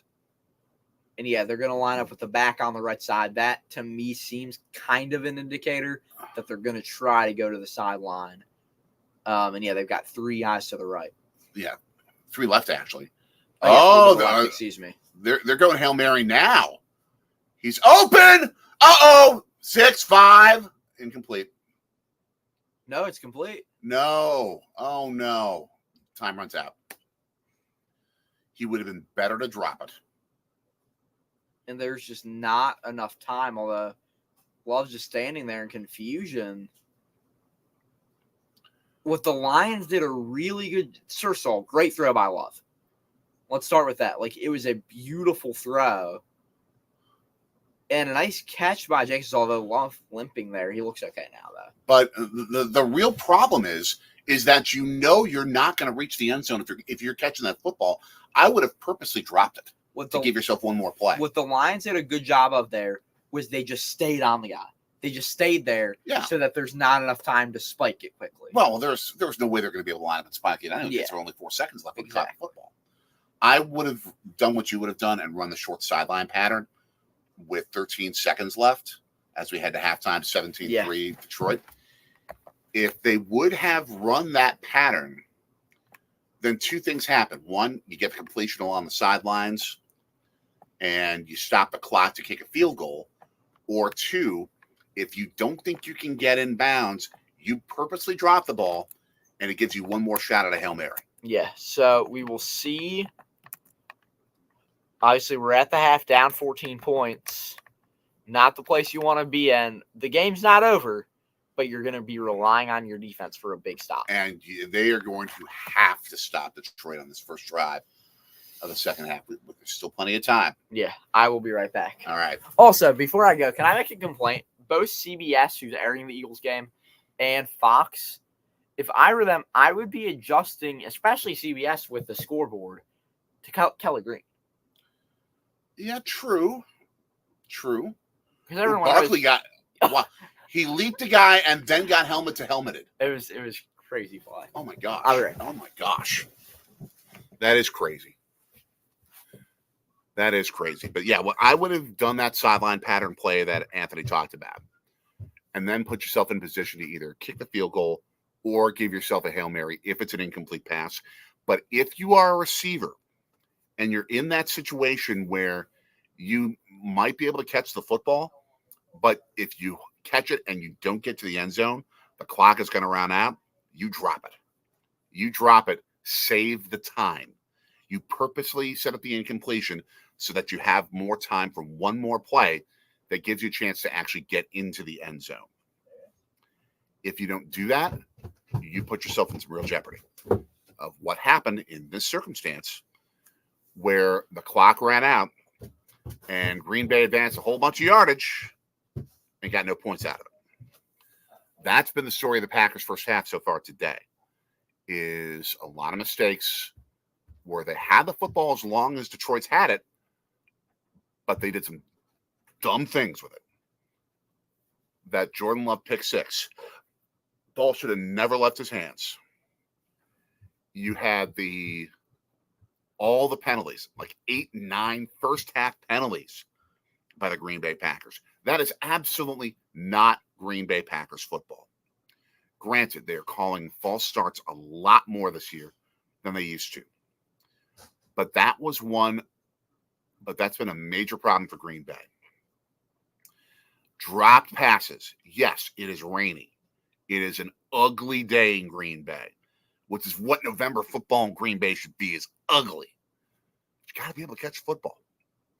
I mean, at least 3 or 4 drops by receivers who should have a handle on the football. Guys like Tucker Kraft had a wide open drop deep in Detroit territory. That could have been at least a goal-to-go situation, if not a touchdown. I mean, you can't afford those kind of mistakes. Detroit hasn't been making those kind of mistakes. That's why they're up 17-3. They're the more disciplined team today.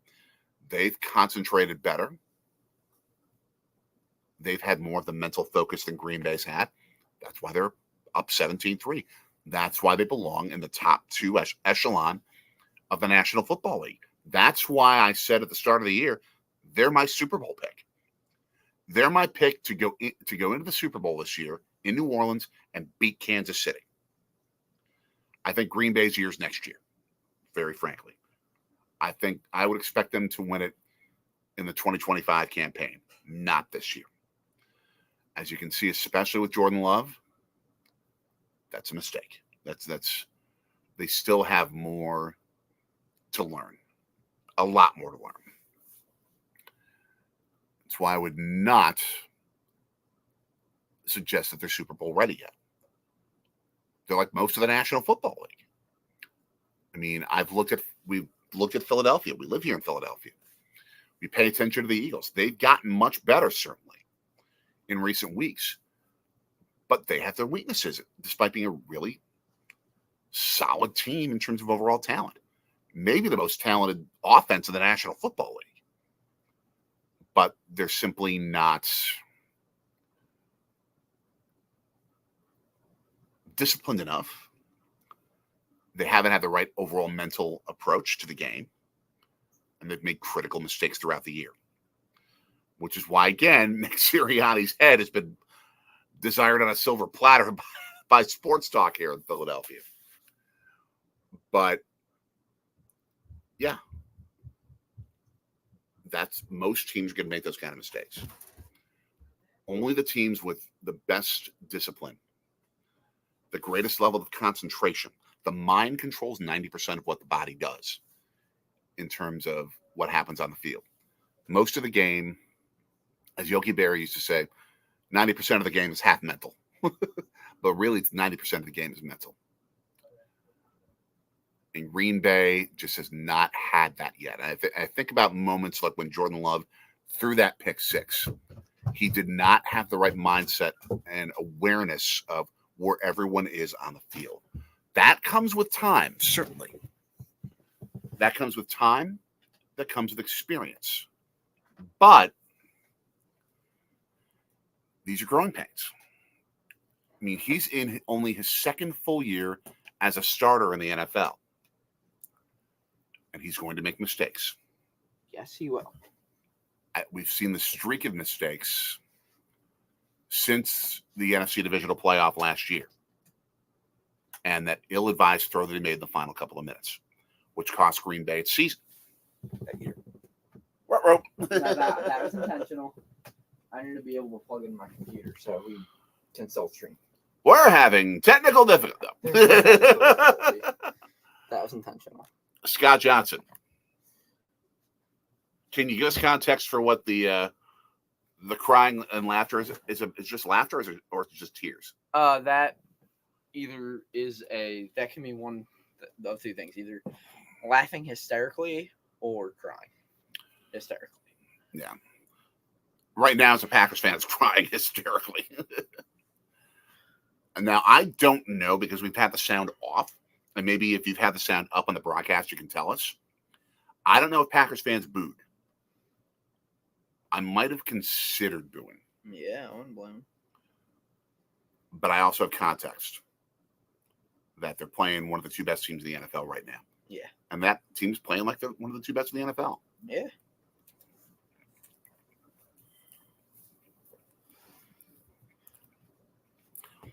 And it's 15-3. 13-3. Sorry about that. For Seattle over the Los Angeles Rams. Oh my gosh, what a catch by Dotson. Jahan Dotson. Woo for the Eagles. He came over to the Eagles from Washington earlier this year, and he's making a good play there. The Eagles are doing what the Eagles should be doing against Jacksonville. Do we know if, oh my God, juggling catch. Wow. Do we know if Doug Peterson got an ovation or if he got booed? I think probably got an ovation. I would give him an ovation. The former coach of the Eagles who coached them to a Super Bowl championship. Dude has a statue outside of the stadium. Yes. If you have a statue outside of your stadium and you haven't done any major malfeasance since then, you should have an ovation. Yeah. Coming your way. I think that's totally fair. And I just saw a clip of Shady McCoy because they're celebrating his jersey retirement today, right? Yes. Also, Philly sports news. Mm-hmm. Trey Turner and his wife, Kristen, Mm-hmm. who are already parents to two boys, have just announced that they will be having a girl. Awesome. Awesome. So that is awesome. So is the Philly captain going to be the Godfather? Nah. I hope not. Love the cap, but I hope not. I love the cap, and the cap played a major role in helping Trey Turner have a much better second half of that 2023 season. Yeah. So I think there will always be gratitude for that. Maybe it doesn't necessarily need to be a position given to him of godfathership, but still.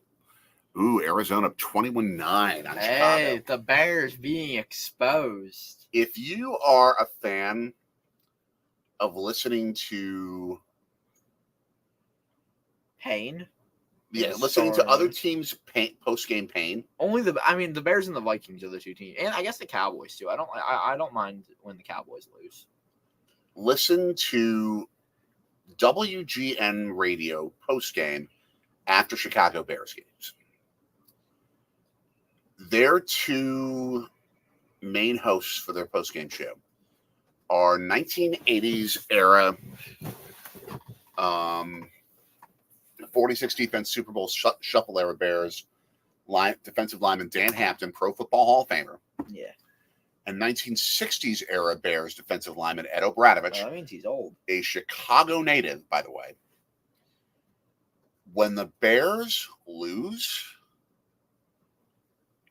it feels like Mount St. Helens is erupting. Yeah. Or an earthquake in California. These two guys just go off. Mm-hmm. Every single loss, you hear them want to fire the coach. Yeah. And yeah, the Chicago Bears have had some just ridiculously bad coaching since Mike Ditka. Eagles up 22-0 now. But Jalen Hurts just hurtled himself into the end zone. Wow. Did he hold on to the football? Because it looked like he was down lost before control. He lost it. As long as he held on to the football in the end zone. It's big for the Eagles up 22-0. And are they going for 2? Yeah, because it's 22 right now, so they're going to get it for 24. Mathematically, that makes sense. Part of me thinks I just kicked the extra point. I mean, you're already winning by 3 scores. But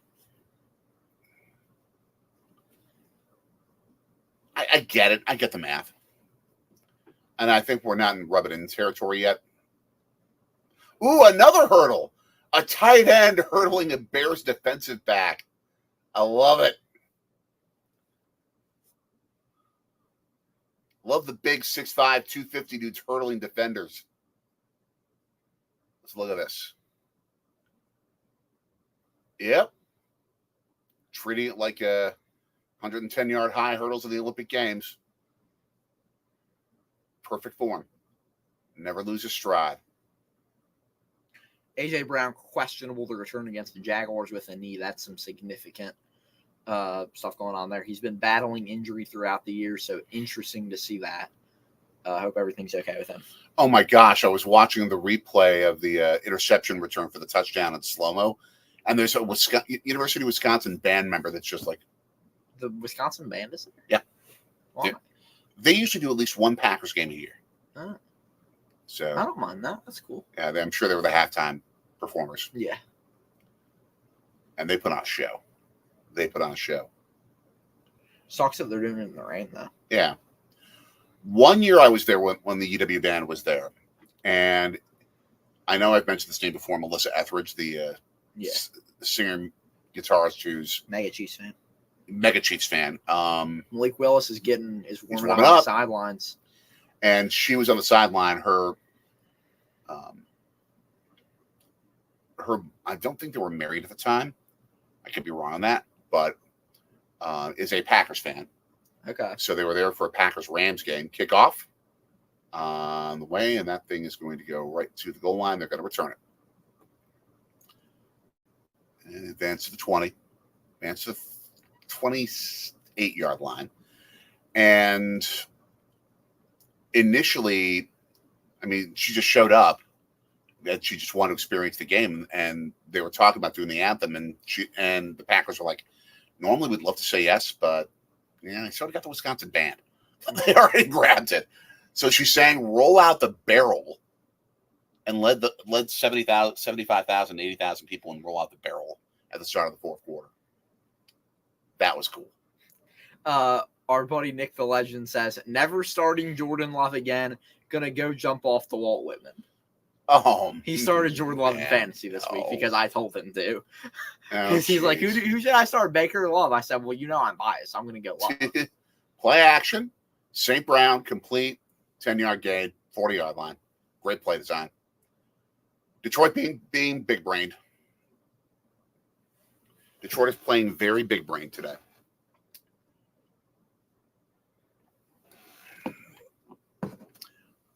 It is so rainy that Erin Andrews is wearing a hat that makes you think she doesn't have any hair.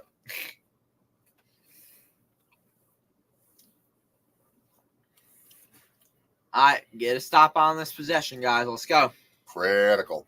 Don't let him get past midfield. Critical. Eat them up. There you go. Half-yard gain. Boom, baby. Preston Smith with the smackdown. Enigbare out there, too. Just great stop there by the front seven of the pack.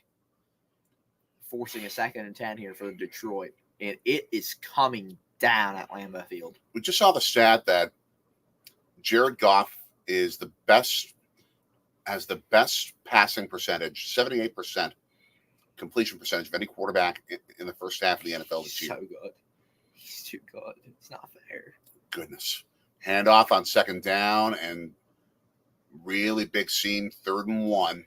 And Green Bay is in the middle of some torrential downpours right now. I mean, we're talking bad, like very thick clouds, very heavy rain in what has developed into a huge system of yellow, orange, and red across the state of Wisconsin. And wouldn't you know it, the team that plays indoors and has played an outdoor game all year is the team that's dominated, the team that plays its home games outdoors. Yeah, and I mean, it looks like Green Bay is probably going to be dealing with handoff, 1st down, torrential downpours for another 30 minutes. Flaggage. Hopefully this one's coming back. Yellow hankies. Yeah, it's going to come back, I think. It's the body language of the Lions so far making you think it's going to come back. Yep. And it seems like it will. Mm-hmm. But 30 minutes, it seems like of yellow, orange, and red rain in Green Bay.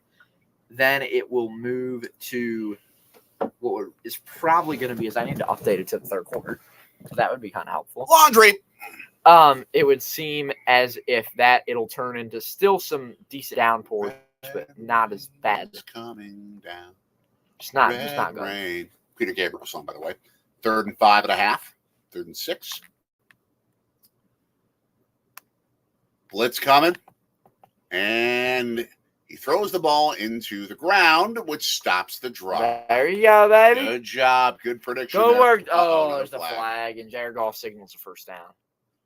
Or at least signals that it's going in the other direction. If it's a 5-yard penalty and not an automatic first down, it'll be 3rd and 1. Matt LaFleur looking confused. Or at least concerned. It looks more confused. Defensive holding on the defense. That's 5-yard an automatic penalty. first down. Oh, it is? Yep. Holding on the offense isn't. Defensive holding is always 5 yards and an automatic first. Yeah, that's a good call. Oh, ticky tack. It's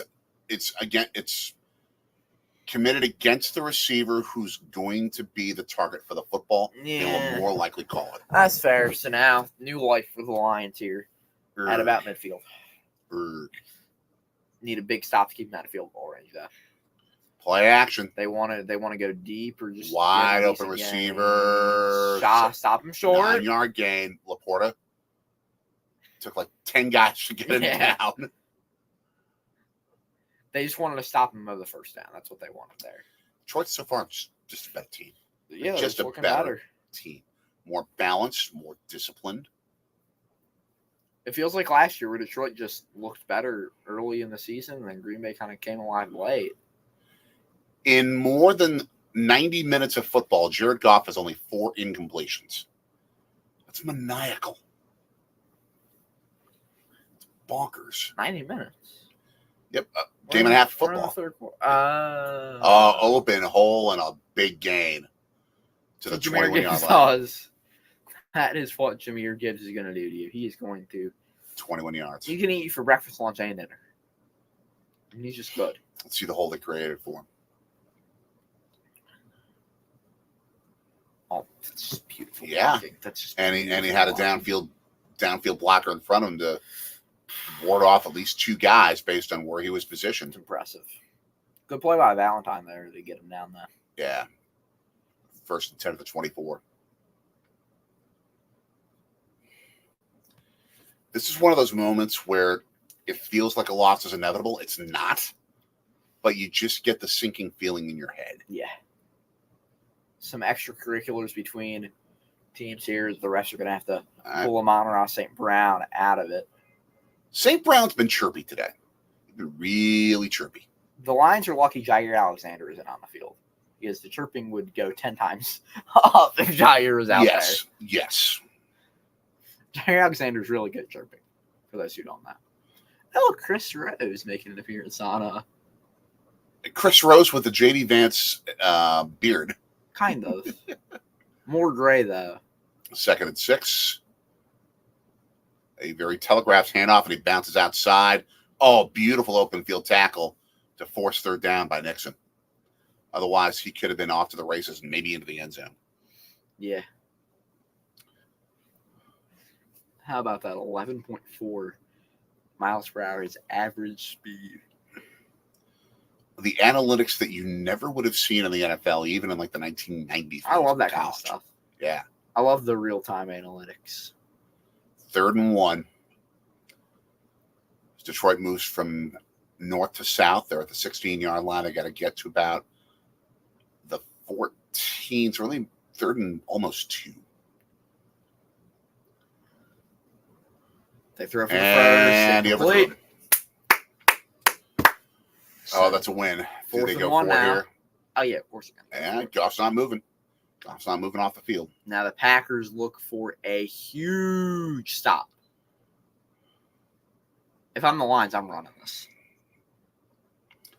absolutely makes sense. But it's the Lions, so they're probably going to do something that doesn't make sense, and it's going to work. Oh, part of me would say go play action here.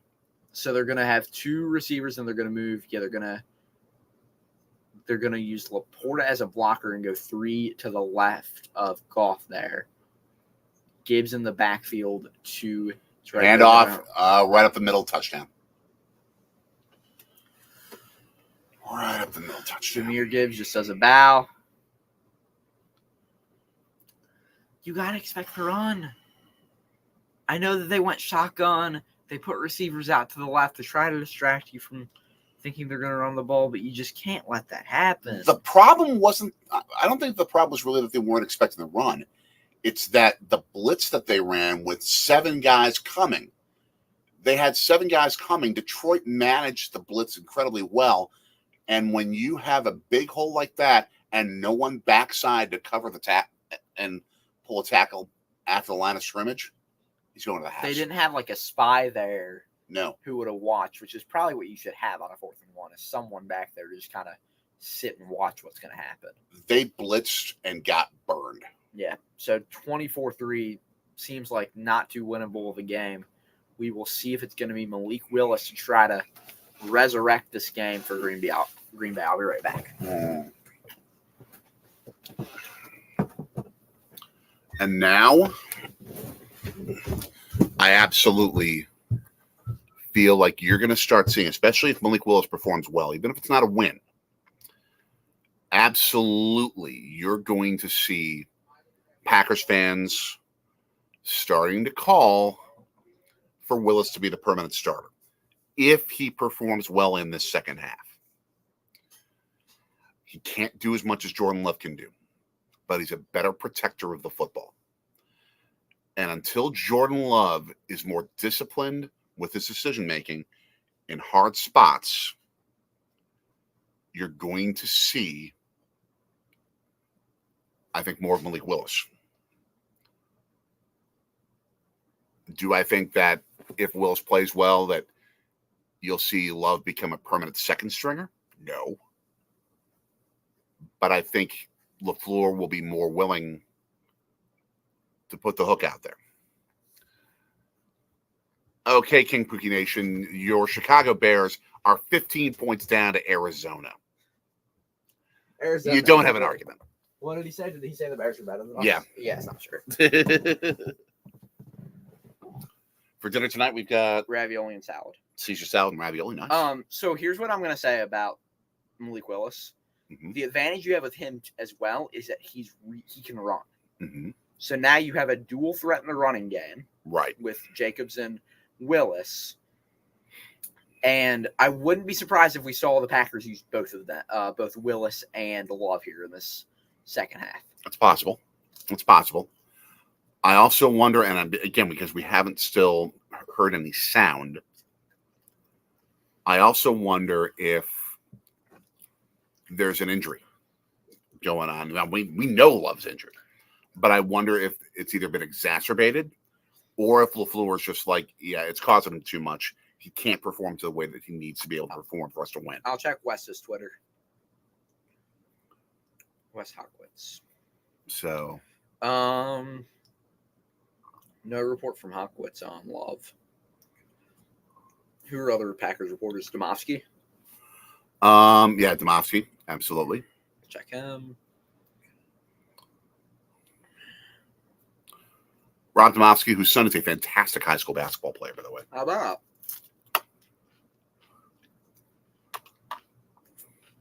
Old Glory flying high, getting drenched in this torrential downpour. Who are other Packers reporters? You might see Wes Hodkowitz, who works for the Packers sometimes. I tried that, but he didn't say anything. Yeah. Ryan Wood. Love's going out. Okay. Yeah, nothing on Love being benched or an injury on for him. We're seeing more replays of the targeting by Branch. Don't know why they're talking about it. It's pretty obvious that it was. I mean, unless Bo Melton is really hurt.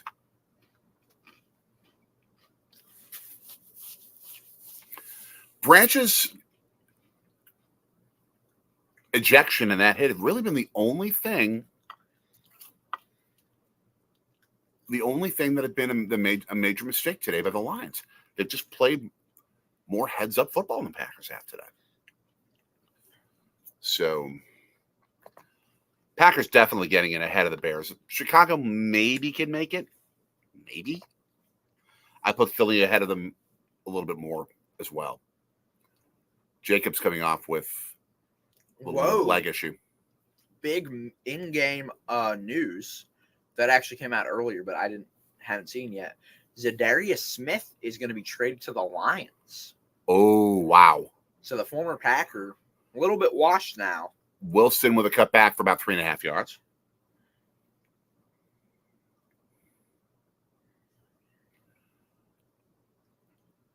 Now, the trade obviously happened at a point where there's no way that Smith could play in the game.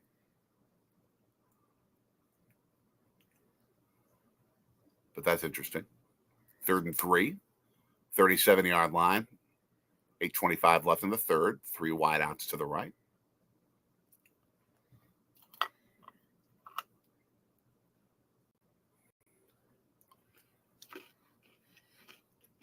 Oh, drop by Wicks.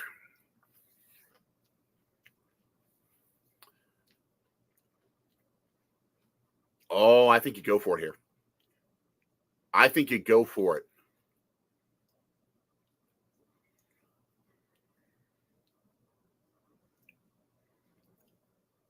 Yeah, I would. 5 drops today for Green Bay. That's another piece of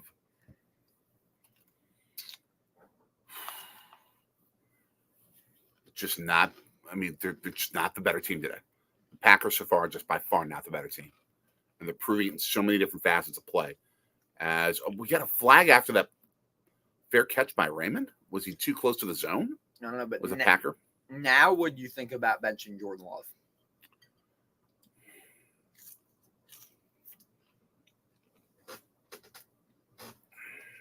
On this drive, he didn't do anything to show that he's not worthy of playing. I think it's more of a. I think now it's a health question. It's a health question, and does he make any more mistakes? On the Holding line. by Detroit. We like that. Getting pinned deep. Okay. Oh, wings.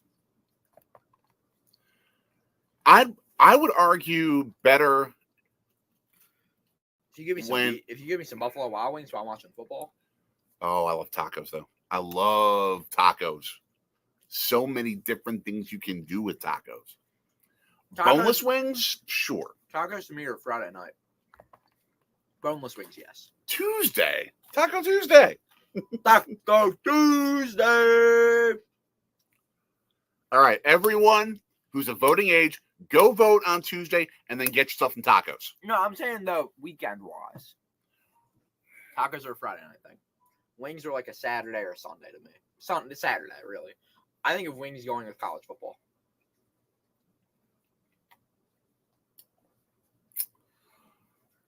I think I'm just more of a taco fan personally, so that's just my own bias. That's fair. Buffalo Wild Wings hits the. Amen, Hodag. Amen, happy Hodag. Yeah, Packers are looking. They're failing today. They're very simply failing. So, let's see. To the 6 of you who are joining us, thank you so much. As you'll need to take care of this. Go ahead. Oh, Taco Tuesday, by far winner. Taco Tuesday. I'm a big fan of traditional tacos. Huge fan of shrimp tacos. I also love to see tacos that are fusion of different styles. I've grown to love like Korean fusion tacos. Those are fantastic. I think the use of like barbecue and even like American style barbecue tacos, outstanding. Outstanding. Now, what I loved to do back in the day, living in Milwaukee, Pick and Save, the supermarket chain, used to have fantastic boneless wings. I would do the combination of tacos and chicken wings together by doing barbecue boneless wing burritos. Brilliance. Absolute brilliance. One of my all-time favorites and cheap. You know what is going on Tuesday night other than the election? A night of German tacos with bratwurst and sauerkraut. That's what. No, I gotta find it because I know something's happening. I'm forgetting what now. All right, everyone. Corn tortillas or flour tortillas? Oh, never mind. Nothing's happening that night unless there's a basketball game I'm missing. First down, 2-yard gain. No, there's nothing good Tuesday. Friday, though, before the Marquette game, which I was talking about earlier, the game I'm interested to see, 7 o'clock on Friday night on ESPN2, North Carolina at number 1 Kansas at the Lambeau Field house. Blue Bloods. That's going to be a huge game. Second big game of the season in college basketball. 2nd and 7 of the 9-yard line of Detroit. Got to pin him back here. Got to pin him back. Run game and nothing doing. Maybe a yard. We're seeing 2 votes of flour compared to 1 vote for corn today. Oh, flour easy. I'm a big flour fan. I actually like the combo flat when they do both. Like when you stick a corn tortilla inside a flour tortilla. So you want like an extra protection. Or one holds one thing, one holds the outside. So it's an inside layer, outside layer. Okay. Like Taco Bell double-decker taco supremes. I love that. Taco Bell sucks. That's not bad, though. It's The just so double-decker taco supreme. 3rd and 6, inside the 10-yard line. Only a 4-man rush. Loads of time, completion, but not a first down. Beautiful, beautiful. Great job. There are 2 fast food places in Philly I would consider eating at. That I actually would eat at. Which are? Chick-fil-A and Cane's. Which we need to go to the Raising Cane's. Well, it's called fried. It's called chicken. That's why. Yeah, but it's like I'm saying, just McDonald's ain't that good. Wendy's ain't like McDonald's got chicken nuggets. They're trash. We need to go to the Raising Cane's though. We are watching this live right now. Oh, big man! We are watching this. Big dude. Oh, a big dude scored for Jacksonville. That's crazy. Yes, they'll catch the 24. Andrew just said that. Yeah, man, that's heartbreaking. I'll be right back. That is heartbreaking. But yeah, there are like 3 Raising Cane's in Philly. Oh, there are more than that actually. There are like 1, 2, 3, 4, 5. Dang, that's a lot of Raising Cane's. But yeah, tough. Oh, hold on. I gotta go reload this joint now. Andrew, what's up? Welcome to the chat, my friend. Reload. Now I gotta go back in here and click on this. But yeah, that's a tough. I mean, I'm happy for the Jags that they got a touchdown. To make at least the score look somewhat better, but it sucks for our birds.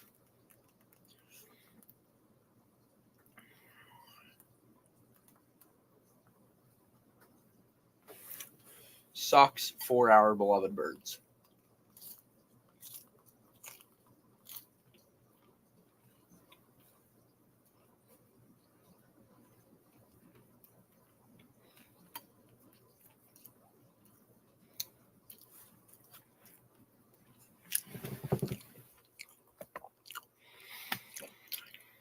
Huh.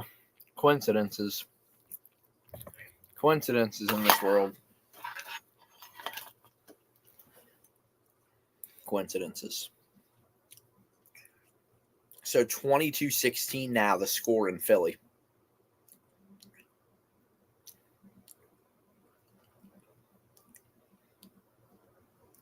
Just checking to see if there's anything going on right now.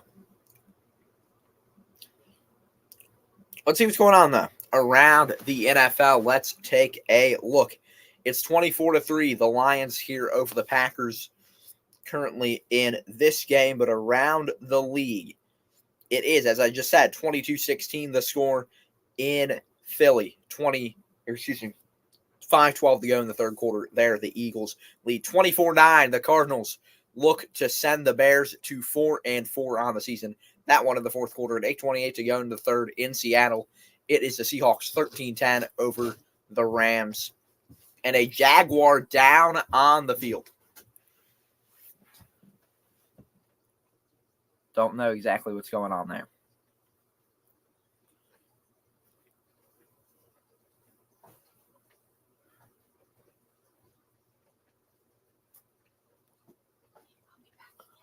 So, yeah, here we go. Though 1st and 10. Love still out on the field for Green Bay. Not benching him yet. 25-yard line for the back. 2 receivers to Love's right, 2 to his left. An extra blocker for Green Bay. Love gets it to his back. Or excuse me, not to his back, but Christian Watson. His helmet falls up, but the pass will be complete, I'm guessing. Yes, it will be. 5:40 to go, 2nd and 6 here, 3rd quarter. Jordan Love, 11 for 19 on the day, 124 yards at a pick. Looking to get this comeback going for Green Bay, down 21. Torrential rain in Green Bay. This is a classic NFC North football game between 2 contenders. The Packers, though, looking to show some sort of life in this 3rd quarter. Love, he's going to drop back under pressure, throws, has a man across. That's Jaden Reed to the 50, Jaden Reed to the 40, and just like that, the Pack are in Detroit territory and driving. A beautiful throw by Jordan Love. Double coverage. Reed runs a nice route from the left side of the field to the right. He had 2 guys trailing him, but he was able to beat both. Beautiful throw, beautiful route. 1st and 10 for the Pack at Detroit's 39. Love looks to throw again. He's got Romeo Doubs who holds on. Almost dropped a bit of a low pass. It will be 3rd and 3 or 3rd and 4 now. Or excuse me, 2nd and 3 or 2nd and 4 now here for the Pack.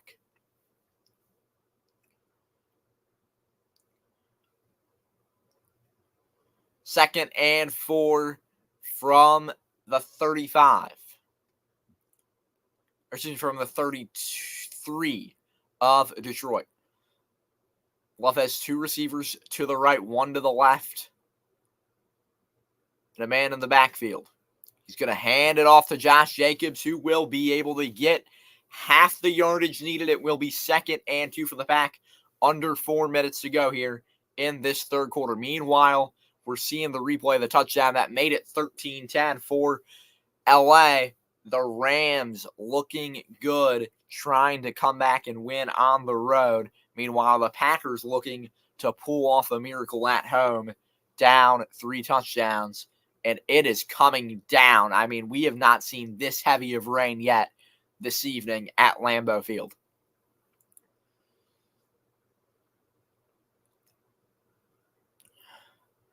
Here we go. Love in the shotgun. He's got 2 receivers on each side. Jacobs will run out. Love under pressure. Escapes. Throws for a 1st down. Jaden Reed, is he in? Yes, he is. 1st down, Packers. Aaron Glenn disagrees, but the refs keep the chains moving. A beautiful toe tap there by the 2nd-year receiver out of Michigan State University. 3:05 to go. And do we have a timeout? What's going on here? Let's see.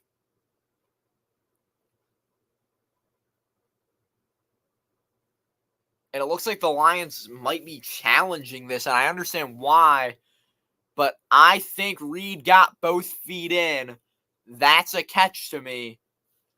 And I think this is a 1st down for the Packers, a much-needed 1st down. And yeah, Dan Campbell's going to throw the challenge flag.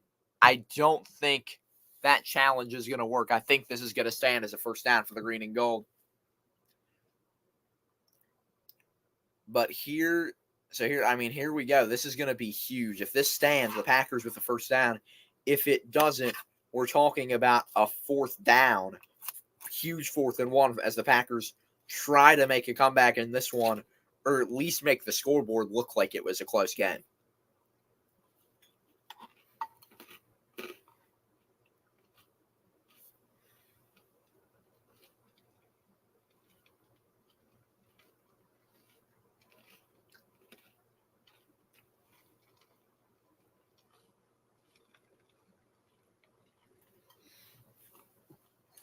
Just checking here to see if there's anything going on.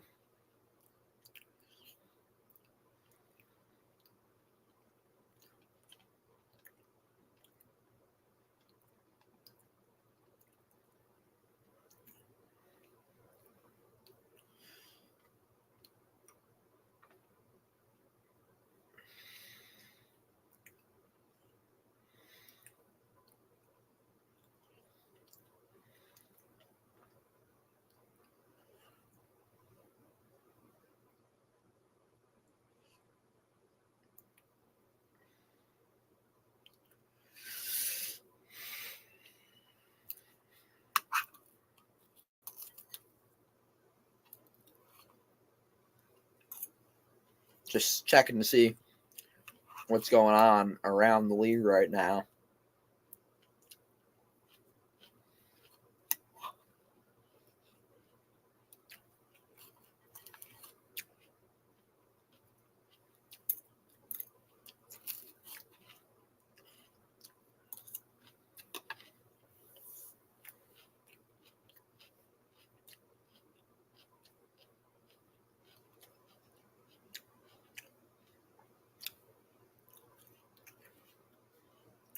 So no score changes yet, it would seem like.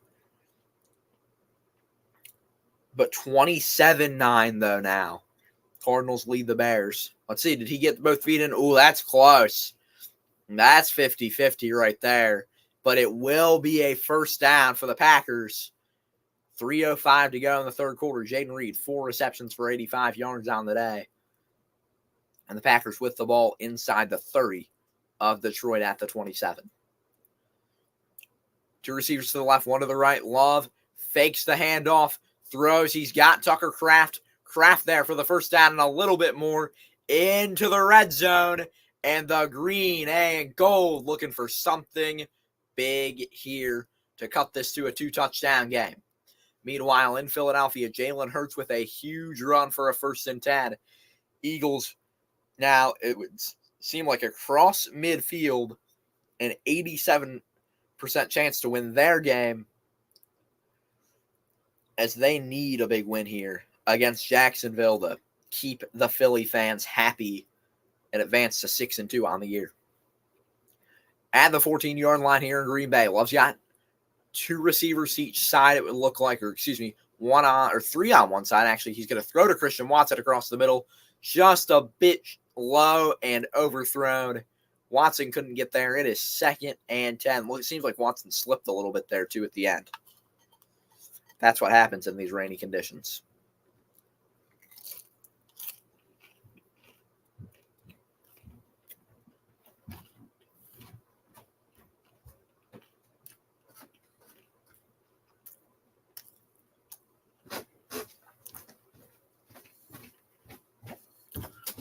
Second and 10, 2:17 to go in the third quarter. Love.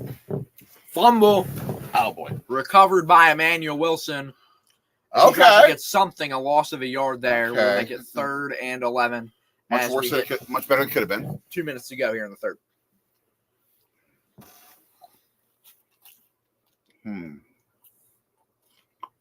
Bad snap. Really bad snap. Very.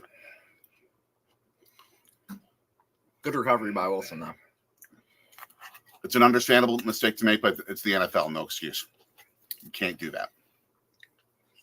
Oh, it didn't lose a yard, actually. Okay. Yeah, 3rd and 10.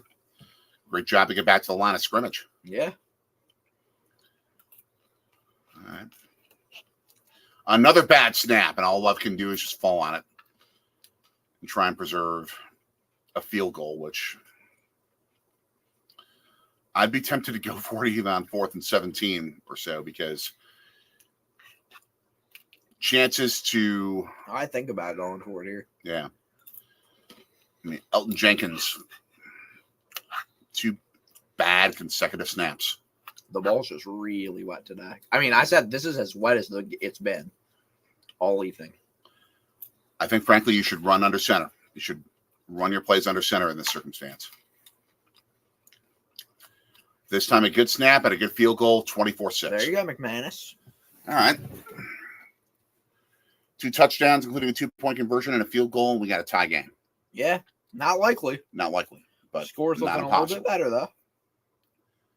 Not impossible. You only have 15 minutes and 48 seconds left to do it. Yeah. Let's see. How did it get to 22-16 in the Eagles-Jags game? It's been 22-16. That's what happened when they scored the touchdown. Oh, okay. Then I didn't pay much attention beforehand. Okay. The Eagles missed the 2. That's how they got to 22, and then the Jags scored a touchdown, and then that happened.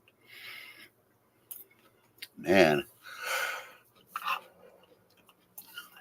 So then the Jags have gone for 2 consecutive 2-point conversions that worked? I think so. Okay. I can see why. Did I just see a lime jello cake mold cake thingy Maybe. on national television? Maybe. That's bad, dog. That's very bad.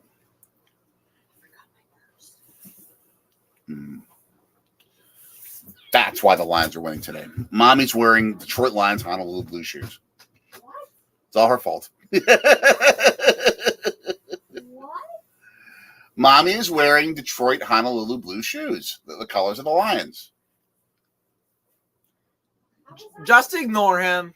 Just please ignore him I'm so we just can get being on with the stream. I'm being silly. That's all I'm being. That's why I was confused. I don't think of these colors when I think of Detroit Lions. Those are not Honolulu blue. They're not close to. Yes, they are. My shoes? Yeah. They're not, Mom. Don't just ignore him. He's being in it. He's just. You see, Happy Hodag agrees. Let's blame it on Mommy. You know, me and you are going to talk. So. I'm kidding. Y'all are so stupid. I'm just trying to Good watch job. I'm trying to watch a football game. Y'all are. Gotta have a little entertainment value here. The game is the entertainment. We're supposed to talk about the game. Yeah. And be funny by being on topic. Yes, but there's no game going on in front of us right now. Yeah, that's true. Ooh, Marvin Harrison Jr. Go guys. Excellent. Swing along with the Crimson. I'm not going to sing the whole thing. Grad of St. Joseph's Prep. Wonderful. Wondrous. His He's little worn- bro, Jet Harrison. He's worn nothing. He's worn nothing but red his entire career. Wow. Think about that. High school, he wore crimson, He wore that ugly scarlet of Ohio State. and now he's wearing maroon reddish. Cardinal red. That's Yeah. one of the Cardinals. Though Badgers red is also supposed to be cardinal red, but it's a much lighter shade. It is not cardinal red. They call it cardinal. I'm just telling you what they call it. It appears as if we're going to have a punter holding the ball for the kicker on the kickoff. Makes sense. It's that rainy. Except then you have two kickers trying to possibly have to tackle a returner here, which almost happened Huge at the return. 39-yard line. Huge return. That's why you need to train someone who's a regular kickoff guy to be able to hold the ball for a kicker in a situation like this. Oh, big play for the Rams.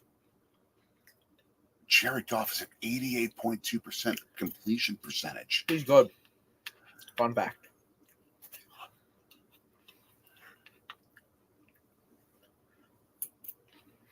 Goodness. Second to last, or perhaps the last play of the third quarter. A run stuff for -2. Nice. Lions are going to let this run out, probably. Yeah.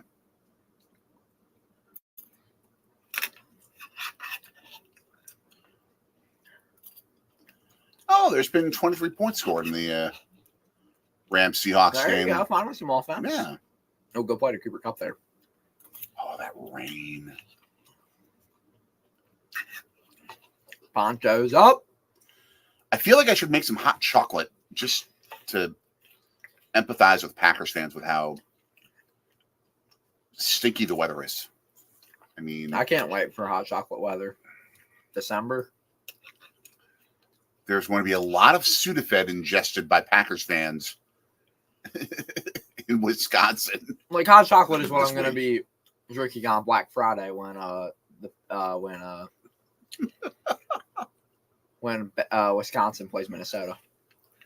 Anytime you see a slow-mo video of a football on a tee about to be kicked off, and then it goes, it's just funny. Can I give some quick credit to CBS for putting their Wisconsin Minnesota game at noon, which is the best 12 o'clock Friday game, before the 3 o'clock kickoff of whatever the Black Friday game is Okay. for the NFL. Ah, that's right. They can do that. because it'll end before 7 o'clock. They're good with the law. Truth. It also goes 4 hours. But when's the last time an NFL game lasted 4 hours? There may have been an NFL game that lasted 4 hours after this point, but I would definitely say the overtime Super Bowl where New England beat Atlanta in that ridiculous. They probably went 4, yeah. Yeah, ridiculous comeback. But you get the point of what I'm saying. Yeah, completely.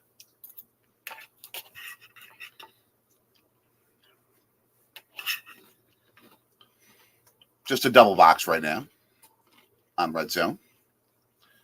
Oh, why can't the Eagles use the Kelly Green permanently? I know. I love him.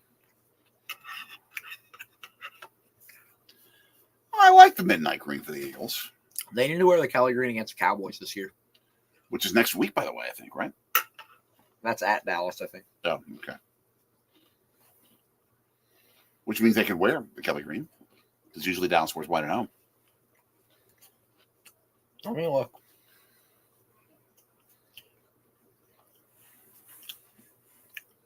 What week is this? There it is. I see it now. Eagles Cowboys in Philly is 4:25 on Fox on December 29th. Okay, what about the game in Dallas? Next week at 4:25 on CBS. Okay, so they are playing next week. Okay. CBS game, NFC versus NFC on CBS. It happens here and there. Rare that you see that. It happens, not Yeah. often. Packers have been in a couple of those games this year, I think. Mm-hmm. I'm looking at Kenny Clark. And I'm like, I would not want that mountain of a man like right in front of me about to breathe down the back of my neck and try and like bull rush me. 2nd and 11. Run play. Big stop. There you go. Just a yard. 3rd and 10 coming. And look at the link come alive in Philly for 3rd down. Get there. Good stop. Good stop, Eagles. All right, 3rd and 10 now. Packers time. Time for them to get their own massive stop. Critical stop. Because you've got to score 3 times in this quarter if you want to win this game. We're putting basically like 8 in the box. They're looking blitz here. They got a couple guys peeling back. And they don't blitz. There you go. And the coverage worked. Hey, Carrington Valentine doing a little between the legs crisscross.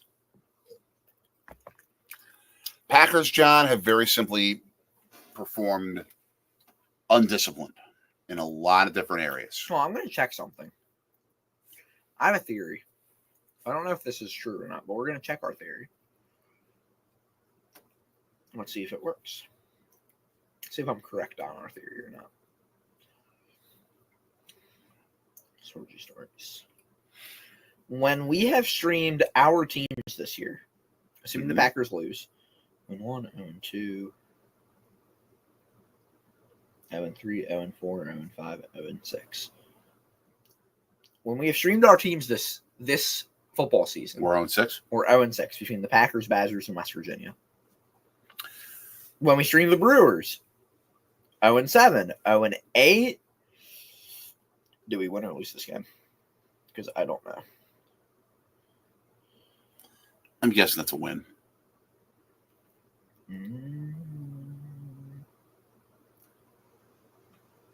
Yeah, I think we won that. So, 8 losses in a row? Yeah. 8 losses in a row. Yeah, we shouldn't be streaming our local team games right now. No, it's not the reason. But it was the antithesis of what we had for a Packers road streak.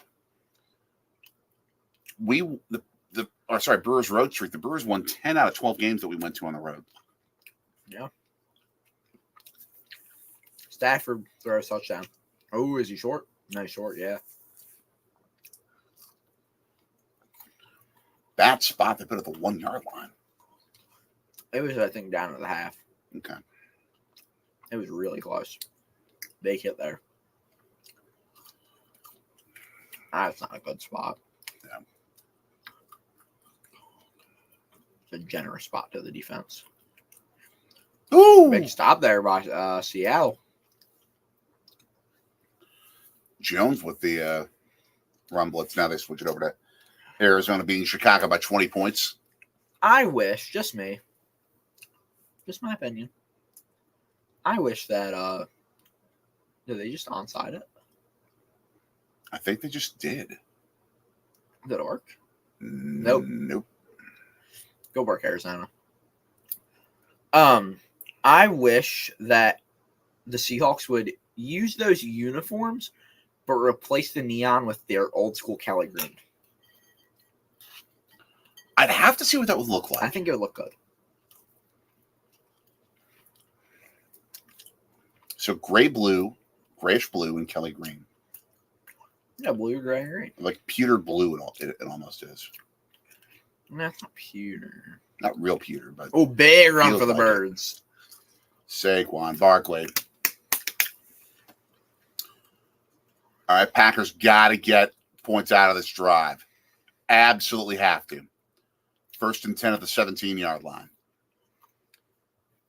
All right, boys, 83 yards. Let's go.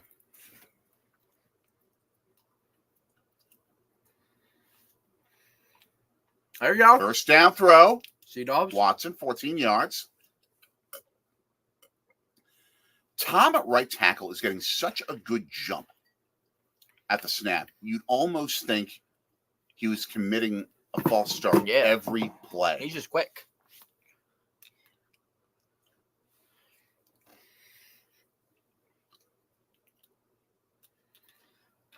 All right. 31-yard line, 1st and 10. Yeah, run more plays under center. Don't risk the good in-game pistol adjustments. shotgun snap. Yeah. Whoa, I think Tom just got caught. Jeez. Like, the Dante Culpepper roll on. Yep, Zach Tom. There it is.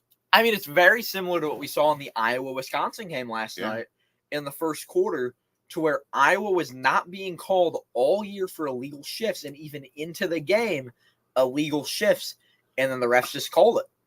Look at the dude's play sheets in the 15, 20 mile an hour winds. He has to attach it to his belt. Yeah. CJ in the building. Hey, everybody! Georgia Tech, possible upset against Miami next week. And penalties for the Packers. Ooh. Get the ball off. Yes. Out of bounds. Great catch, but about a half yard out of bounds. Dante Leon. Wasn't a bad throw. That was holding. Was it holding or PI? Yeah. Well, yeah, PI. Yeah, he was all. That's uncatchable though. It was the Right. throw is out of bounds. Yeah. Still not a bad throw by Love. He threads the needle well. It's just a little bit too far off, but it would have been picked if it was inbound. So yeah, I'd rather see an incompletion than a pick. Agreed. Just get some yards out of this. Don't have play get action. 15 yards. He goes hero ball. Go. Oh. Watson anticipated it too short. Yeah. That's a bad read by Watson. The wind, I want to say, carried it. Yeah. That's not a bad throw by Love. Watson just didn't Watson just kind of stopped. He should have kept running that. It sailed on him. Yeah. If he goes back 2 yards, that's a catch and maybe a touchdown. Yep. Oh, CJ. Relating to, I think that's a reference to their game against Virginia Tech. There are not many play calls that are great on 3rd and 15, and that's false start that they didn't call. And they'll screen it. Go for it here. Yeah, 4th and 5. Love wants to stay on the field. Yep. I think they know they need to.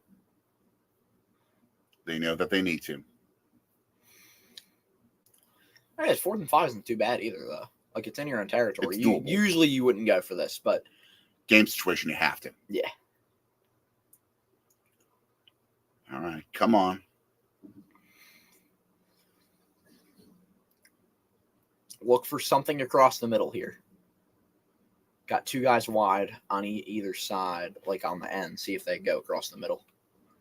Nope, they're going to throw sideline. Sideline. Oh! Catch! Jaden That Reed is with his special! second big catch of the day. Special catch. A toe tap for the first down. That was Woo! a challenge. And then that incredible catch. What an adjustment. Beautiful. Again, the defender's not knowing where the ball is. And just like that, you flip your own 35 into Fumble. their 35. Way to recover by 11. Just take it down, though. Yeah, you got to run plays under center now. Yeah. Don't try. It's too slippery. Yeah. Got to run it under center. We're seeing a replay of that. Oh, the Watson play. One. Yeah. Let's see what happened. Yeah, it was just low. Yeah. That's what happens when it just slips. But Jenkins, I think, was also worried about the double team block that he had to make. Yeah. And he lost his concentration on just getting the snap. Yeah.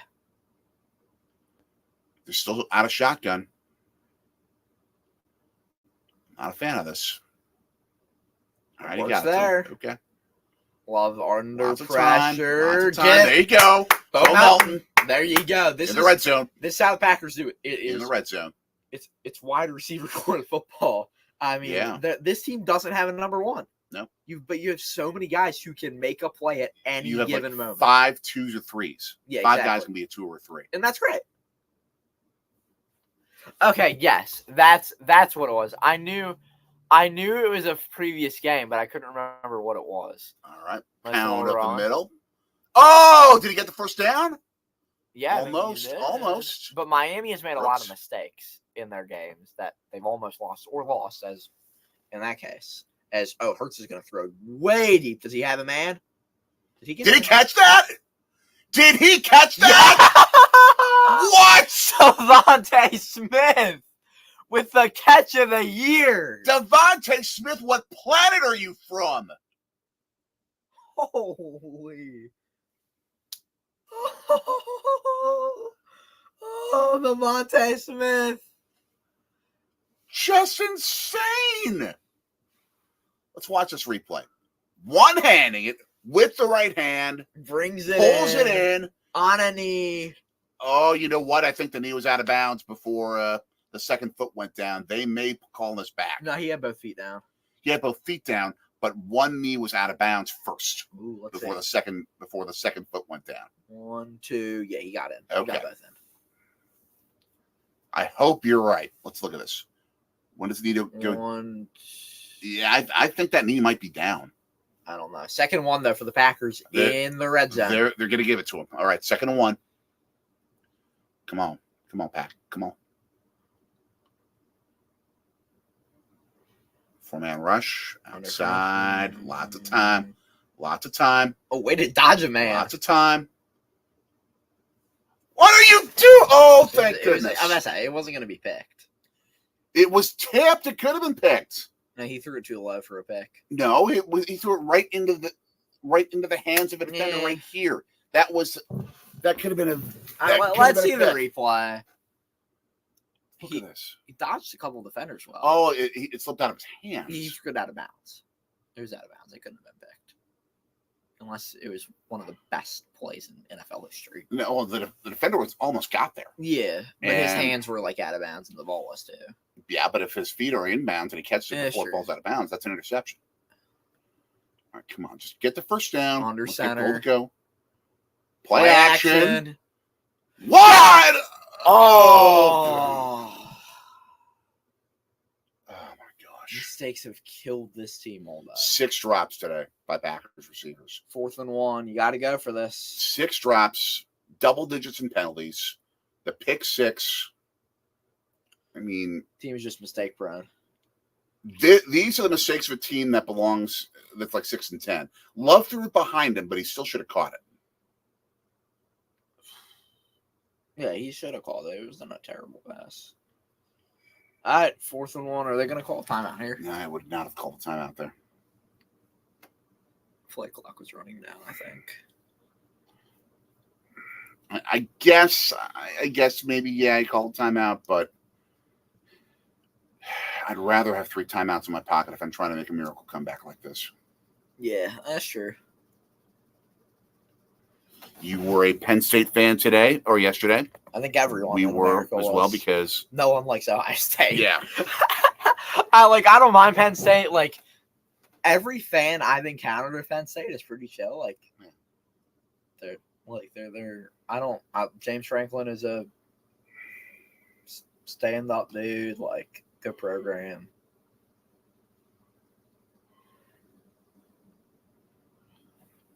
remember when I worked. I'll tell more story later. 4th and 1. Do you run it here or pass it? I do that because Did they get it? I don't know. No, they didn't get it. Half yard short. That was so close. I thought he extended. Half yard short. I want to see the replay on this because it looked to me like he extended. If they It don't looked get like this, he had forward progress. to me, if they don't get first down, that's game. Yeah, probably. Yeah, I think LaFleur sees it. We haven't seen. They're going to take a break. Yeah, LaFleur says he got the first. So we'll see what the chain gang says. It looked like forward progress to me. A.J. Brown ruled out with a knee. Wow. So what I was gonna mention was because they showed Tom Brady on the broadcast. I cover games obviously in the press box. yeah, By the way, the cheese skirts at the Packers press box are as good as you can find. But just thinking to myself, what if it was like right before the game? I'm having a pregame meal before getting into my seat to do my job to cover the game. All of a sudden, Tom Brady walks by yeah, in the press box because he's working the same game. And he's going over the food, going over to the Packers press buffet, and he's grabbing cheese skirts like I'm grabbing it. What would that feel like? How would you feel? standing next to the greatest of all time. The greatest quarterback, to ever play the game. I mean, that's just, I would get like near chills thinking about that. But you can't fanboy when you're in the press corps. You just do your job. And that's how I was. Like when I went to the bathroom at the same time Chris Collinsworth did the Packers press box bathroom. Yeah. That type of thing. I mean, you're just there, you do your thing. Even if it's like Al and Chris passing by, Al Michaels, Chris Collinsworth, as it was back then. Because Tirico hadn't been doing games on Sunday night yet. Or like when I was doing Badgers games, like that great win for Wisconsin over Ohio State when they were ranked number 1. Uh-huh. I'm passing by Brent Musburger on the way to the bathroom. Yeah. In fact, it was halftime, and they purposely let the play-by-play guys go first to the bathroom at halftime to make sure they get a bathroom break. Makes sense. Yeah, they should. I mean, it's courtesy. It's courtesy, which I totally get. CJ, we talked a lot about the upsets earlier, but yeah. And again, the rankings now are like I'll just repeat the biggest changes again. Actually, I'll run through my rankings. Okay. 1st and 10 for Detroit. I won't. Let's get back to action here. Yeah, he was. Got the first. No, he didn't. He was holding on to the football. He didn't extend it enough. He didn't extend it enough because Lions players were actually pushing on the football to keep it back. All right, force 3 and out. Well, they started with a 2-yard gain. I'll run through my top 10 again, at least. 1 Oregon, 2 Georgia, 3 Ohio State, 4 Texas, 5 Penn State, 6 Tennessee, 7 Indiana, 8 BYU, 9 Miami, 10 Notre Dame. Not bad. So 4 undefeated teams: Oregon 1, Indiana 7, BYU 8, Miami 9. And the rest are 1-loss teams in my top 10. And then SMU I have at number 11, who's also 1 loss.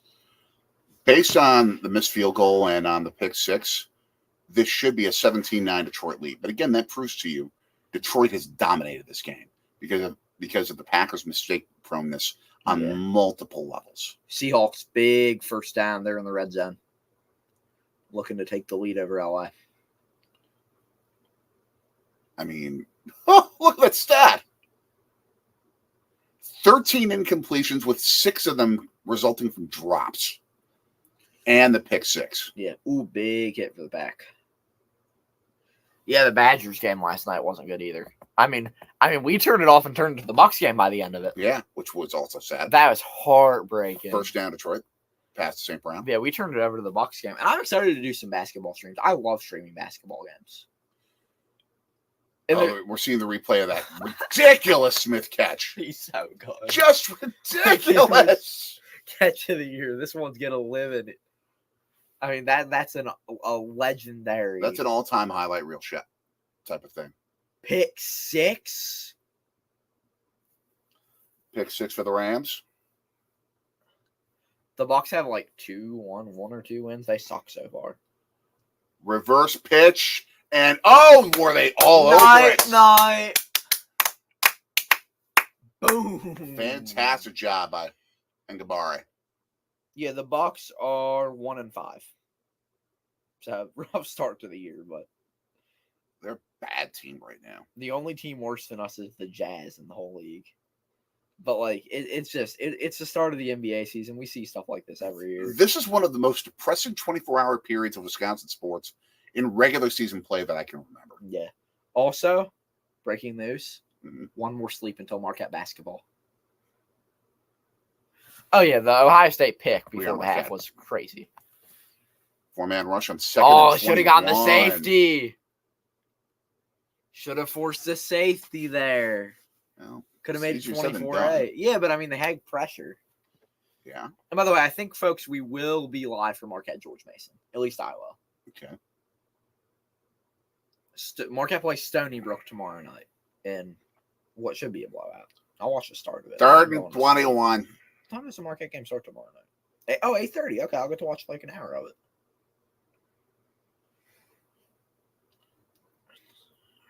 All right. Massive stop. You got to make a stop here. I mean, it's like you're in now or never territory. Screenplay. Get to him. There you go. The good news is they didn't get the first down. The bad news is they're not deep in their own territory. It's 22-yard line. 8:30 Eastern, 7:30 Central for Marquette on FS1. Okay. Who's Marquette's new women's head coach? Cara Consuegra. She's good, right? I can't think of her head coaching record previously. All I know is our But she's a Marquette grad. Okay, that's good. All I know is our women's game against UConn. I saw that at the Owl. Yes. They should move that January 1st, by the way. Oh, really? They should move that to Fiserv Forum. They They could could get like 10,000 people for that. They could do that. See Paige Beckerswa. She's like she's gonna be the number 1 pick in the WNBA draft. She's really, really good. Okay, decent field position. Okay, stop running laterally, run forward to the 46-yard line. Jay Reed knows what he's doing. Oh, 54 yards. Jags just cut it to after the PAT. It'll be a 5-point game. Oh man, this is getting close. I'll be honest, I get it's like classic, but I don't love the Eagles end zone font.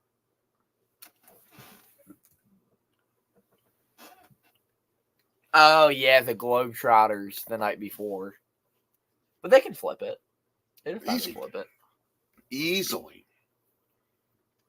They flipped. Hold on, that USC's number 3. If they can flip a Marquette graduation ceremony with 3,000 chairs on the floor of an arena for a 9:30 graduation ceremony that ends at like 11:30, and flip it in time to have a 2 p.m. Sunday afternoon Bucks playoff game. Yeah. They can flip a court overnight. Yeah. Oh, okay, so this is women's basketball. Yeah. I see that. Yeah, number 20, Ole Miss at number 3, and USC. And then also following that up in Paris as well, number 17 Louisville at versus number 5 UCLA. Wait, they're playing college basketball in Paris, France? Women's college basketball doubleheader in Paris. That's awesome. I dig it. They should play like a early season men's tournament in Paris. I could see Paris. I could see really any place that's a basketball hotbed. Just a post from the depressed Packers fan on Twitter saying, Packers lose. Final, we lost. I think the Packers win probability right now is like 1%. So that's a pretty safe pregame post. Y'all thought that was Paris, Texas. Texas. I don't think it would be called the Aflac Oy game. Who's in Paris, Texas. I'll be right back. How can anything that's held in Paris, or excuse me, we, not Oy, have Aflac as a sponsor? We, again, we, not Oy, because I'm an idiot. It's okay. 45-yard line, 1st and 10 for the Packers. All right, out of the gun. Load the time. We'll dump off, check down, throw, 2-yard gain. 6:13 left. Tick, tick, tick. How can you? I mean, bonsoir, les docs de basketball, les docs, ducks. I mean, just weird. Yeah. 2nd and 8. Outside throw, completion. Just missed the first down marker, but a catch by Dobbs to make it a 3rd and about a half a yard. Tick, tick, tick, tick, tick as we're under 5:48.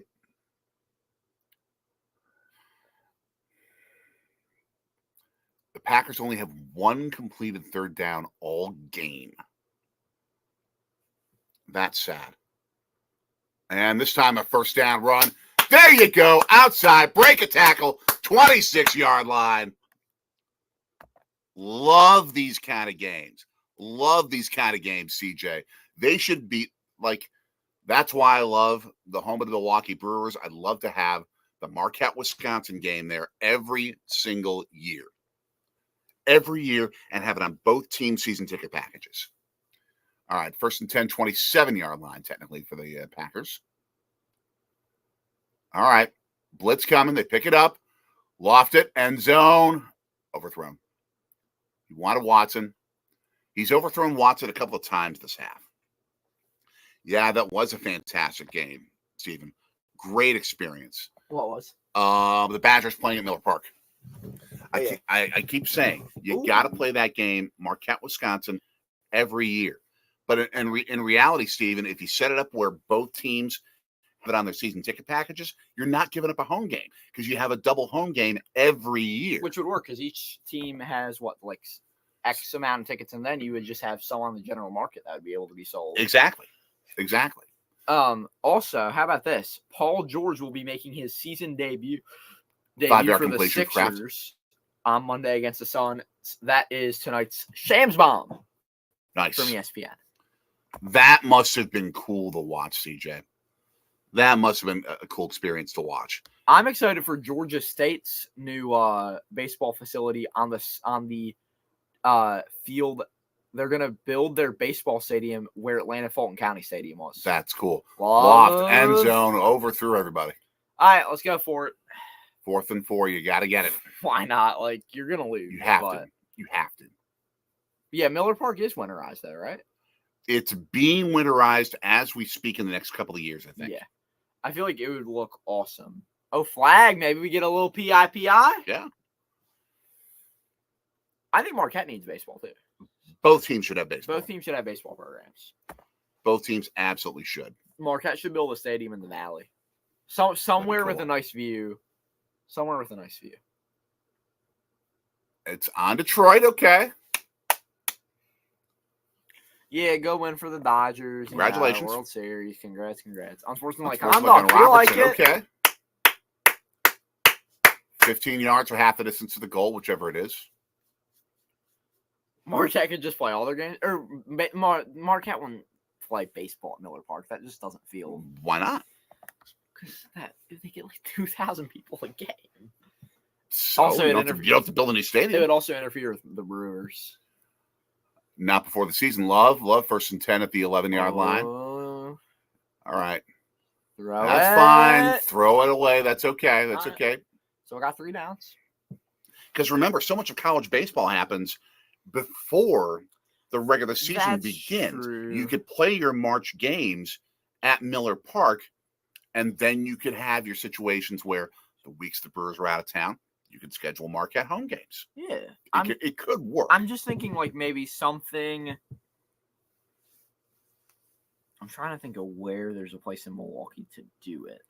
2nd and 10 at the 11-yard line. I've said that they should build something at Veterans Park too. Yeah, we talked about that. That's I feel like a cool it'd be concept. cool if they built like a baseball softball facility at Veterans Park. All right, quick throw over the middle. There you go. Kraft to the 2 to the 1.5. Just short of the first down. Okay. I just run it here. Yeah, Steven. I would prefer if they built something at Veterans Park, though. Like where you get the lakefront view. Maybe you play some sort of like non-conference thing, though. Touchdown! There you go. All right. Run it. There you go, Manuel Wilson. Go for 2. Bap, bap, bap, banana. Go, Pack, go. 24-12 right now. I think you go for 2 because then you make it a touchdown and a field goal to tie it.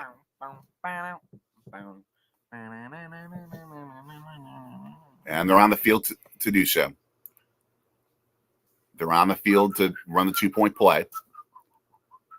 Great steal block by Kraft and Tom to keep the left side open, and then Wilson said to break 1 tackle to do it. All right. Let's get this 2-point play.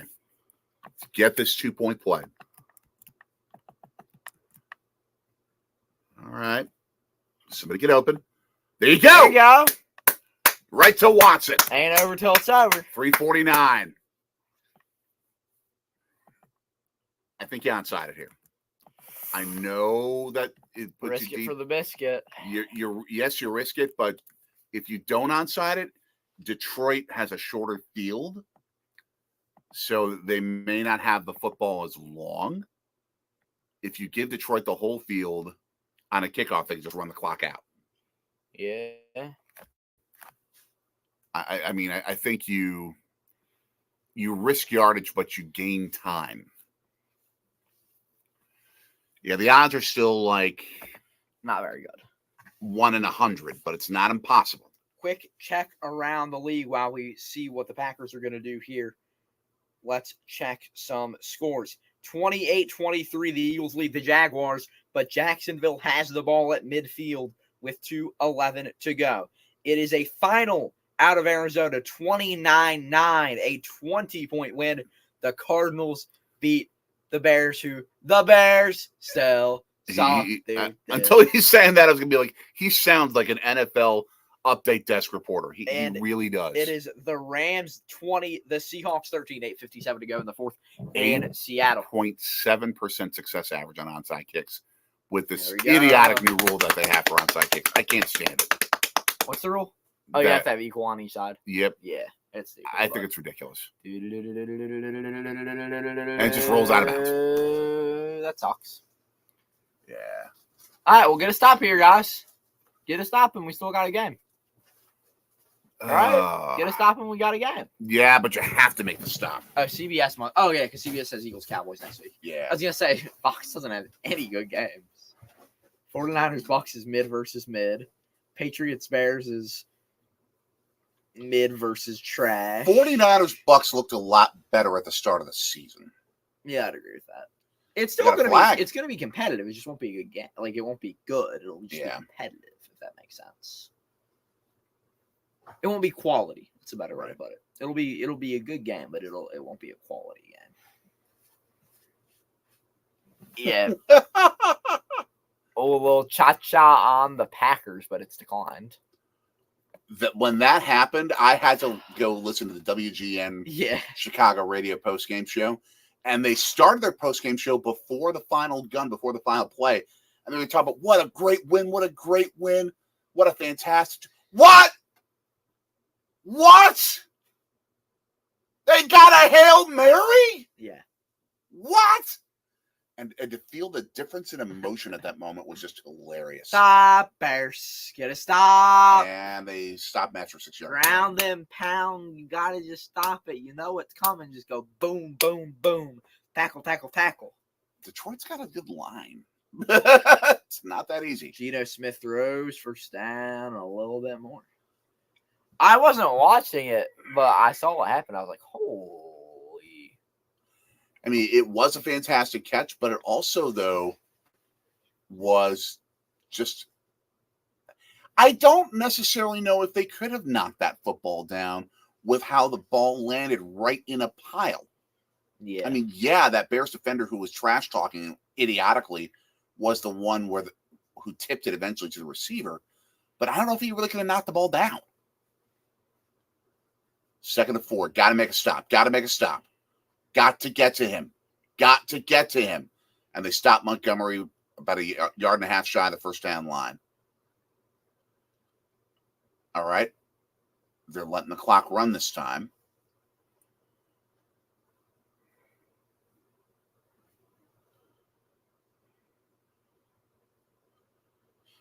If they get the stop here, they're maybe going to have a little bit, like 2 minutes and change.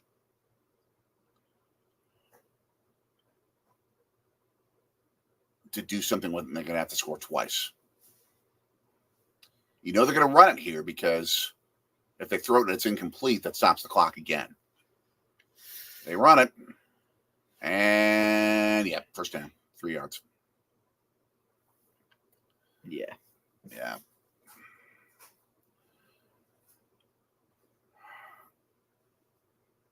Congratulations, Detroit.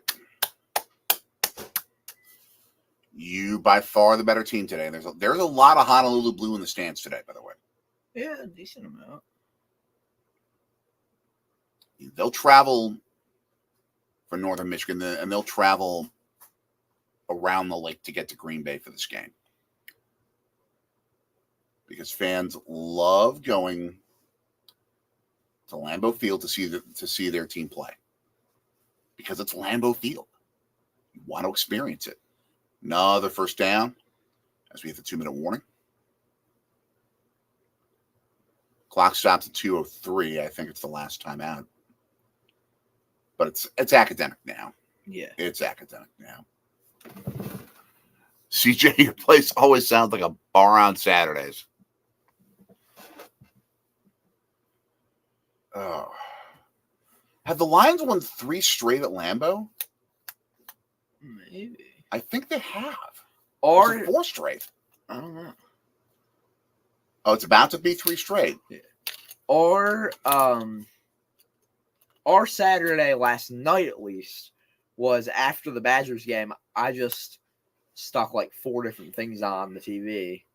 Had like a quad box essentially of we have not a quad box right now, but yeah. I mean, on our TV we did last night. Is what I'm Yeah. saying. 3 college football games and an NBA game. yeah. And just kind of watched what was happening.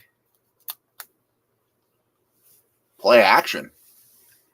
Okay. Safe pass to Montgomery's turning into a first down and slides to get to the 12. That's a 2-minute warning. They don't have to score here. Who's playing on Sunday night this week? Indy, Minnesota. Oh, it's gonna be Minnesota's gonna win that. Yeah. College football playoff rankings. The weekly showing of SEC bias and meaningless stuff because it doesn't matter until December. Boom. I'm not like, Even though we talked about it.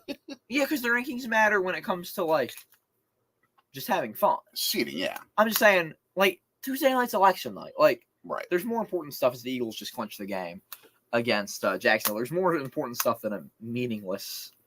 If you're 18, go vote. Go vote and go get some tacos. Taco Tuesday. Taco Tuesday. Yeah.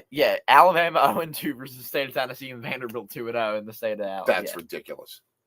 He's gonna say to Ohio State. But yeah, And he's right. At least my as I opinion. said, 50-50. CJ already voted. Reduce civic duty. America. Vote. Hodag's already got it, Taco Tuesday. Yeah. LeBron James. My 3 tacos, I'd say, give me good shrimp taco. Give me good Korean barbecue taco. Give me some chicken with a little cilantro on there, Yep. and then give me some nice rice. Yeah. Rice and chips, like good classic Mexican spot. Yep. Boom. There's a place in what's the name of the place?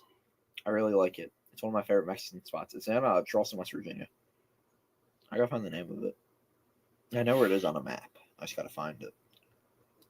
It's on South Charleston, I think, ish.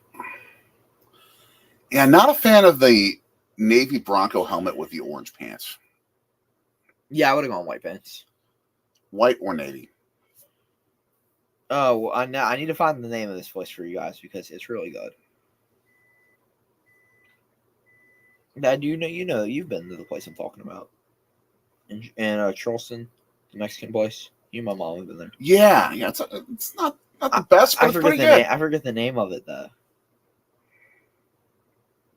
Here, let me just put in Charleston. Yeah, CJ, this ain't going to be pretty. This ain't going to be pretty, and I agree with you. The top 3 number 1 football show.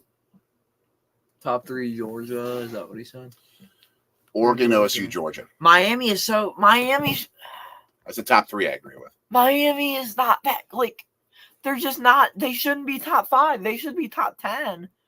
But Miami's not that, like, BYU has a better resume than Miami. Just flat out simple. Like, the glazing of Miami. Like, I don't like when we glaze. It's so stupid. Like, Miami's, like, I have Miami number 9. Like, they're just not that. They barely beat Virginia Tech. They should have lost to Virginia Tech. They should have lost. They should have lost to Cal. Yeah. But they didn't. They should have lost to Louisville. No, they did lose to Virginia Tech. They just got bailed out by a call. Which was a correct call. You think it was great? It was CJ, like, we need you guys to prove the frauds.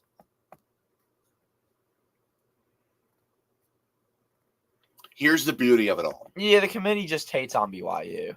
If you are good enough and deserve to have like a higher ranking, you're going to get your chance to be able to prove it in the playoff. Well, yeah, and you're gonna. And if you don't make the playoff, you're not good enough to win a national title. Yeah, and you got to play. And you got to play at the same time. Also, you got to be like you got to play for a conference championship too. If you're Miami, you're playing SMU. That's a really tough game. Congratulations, Detroit. You're a better team. Lions get the win.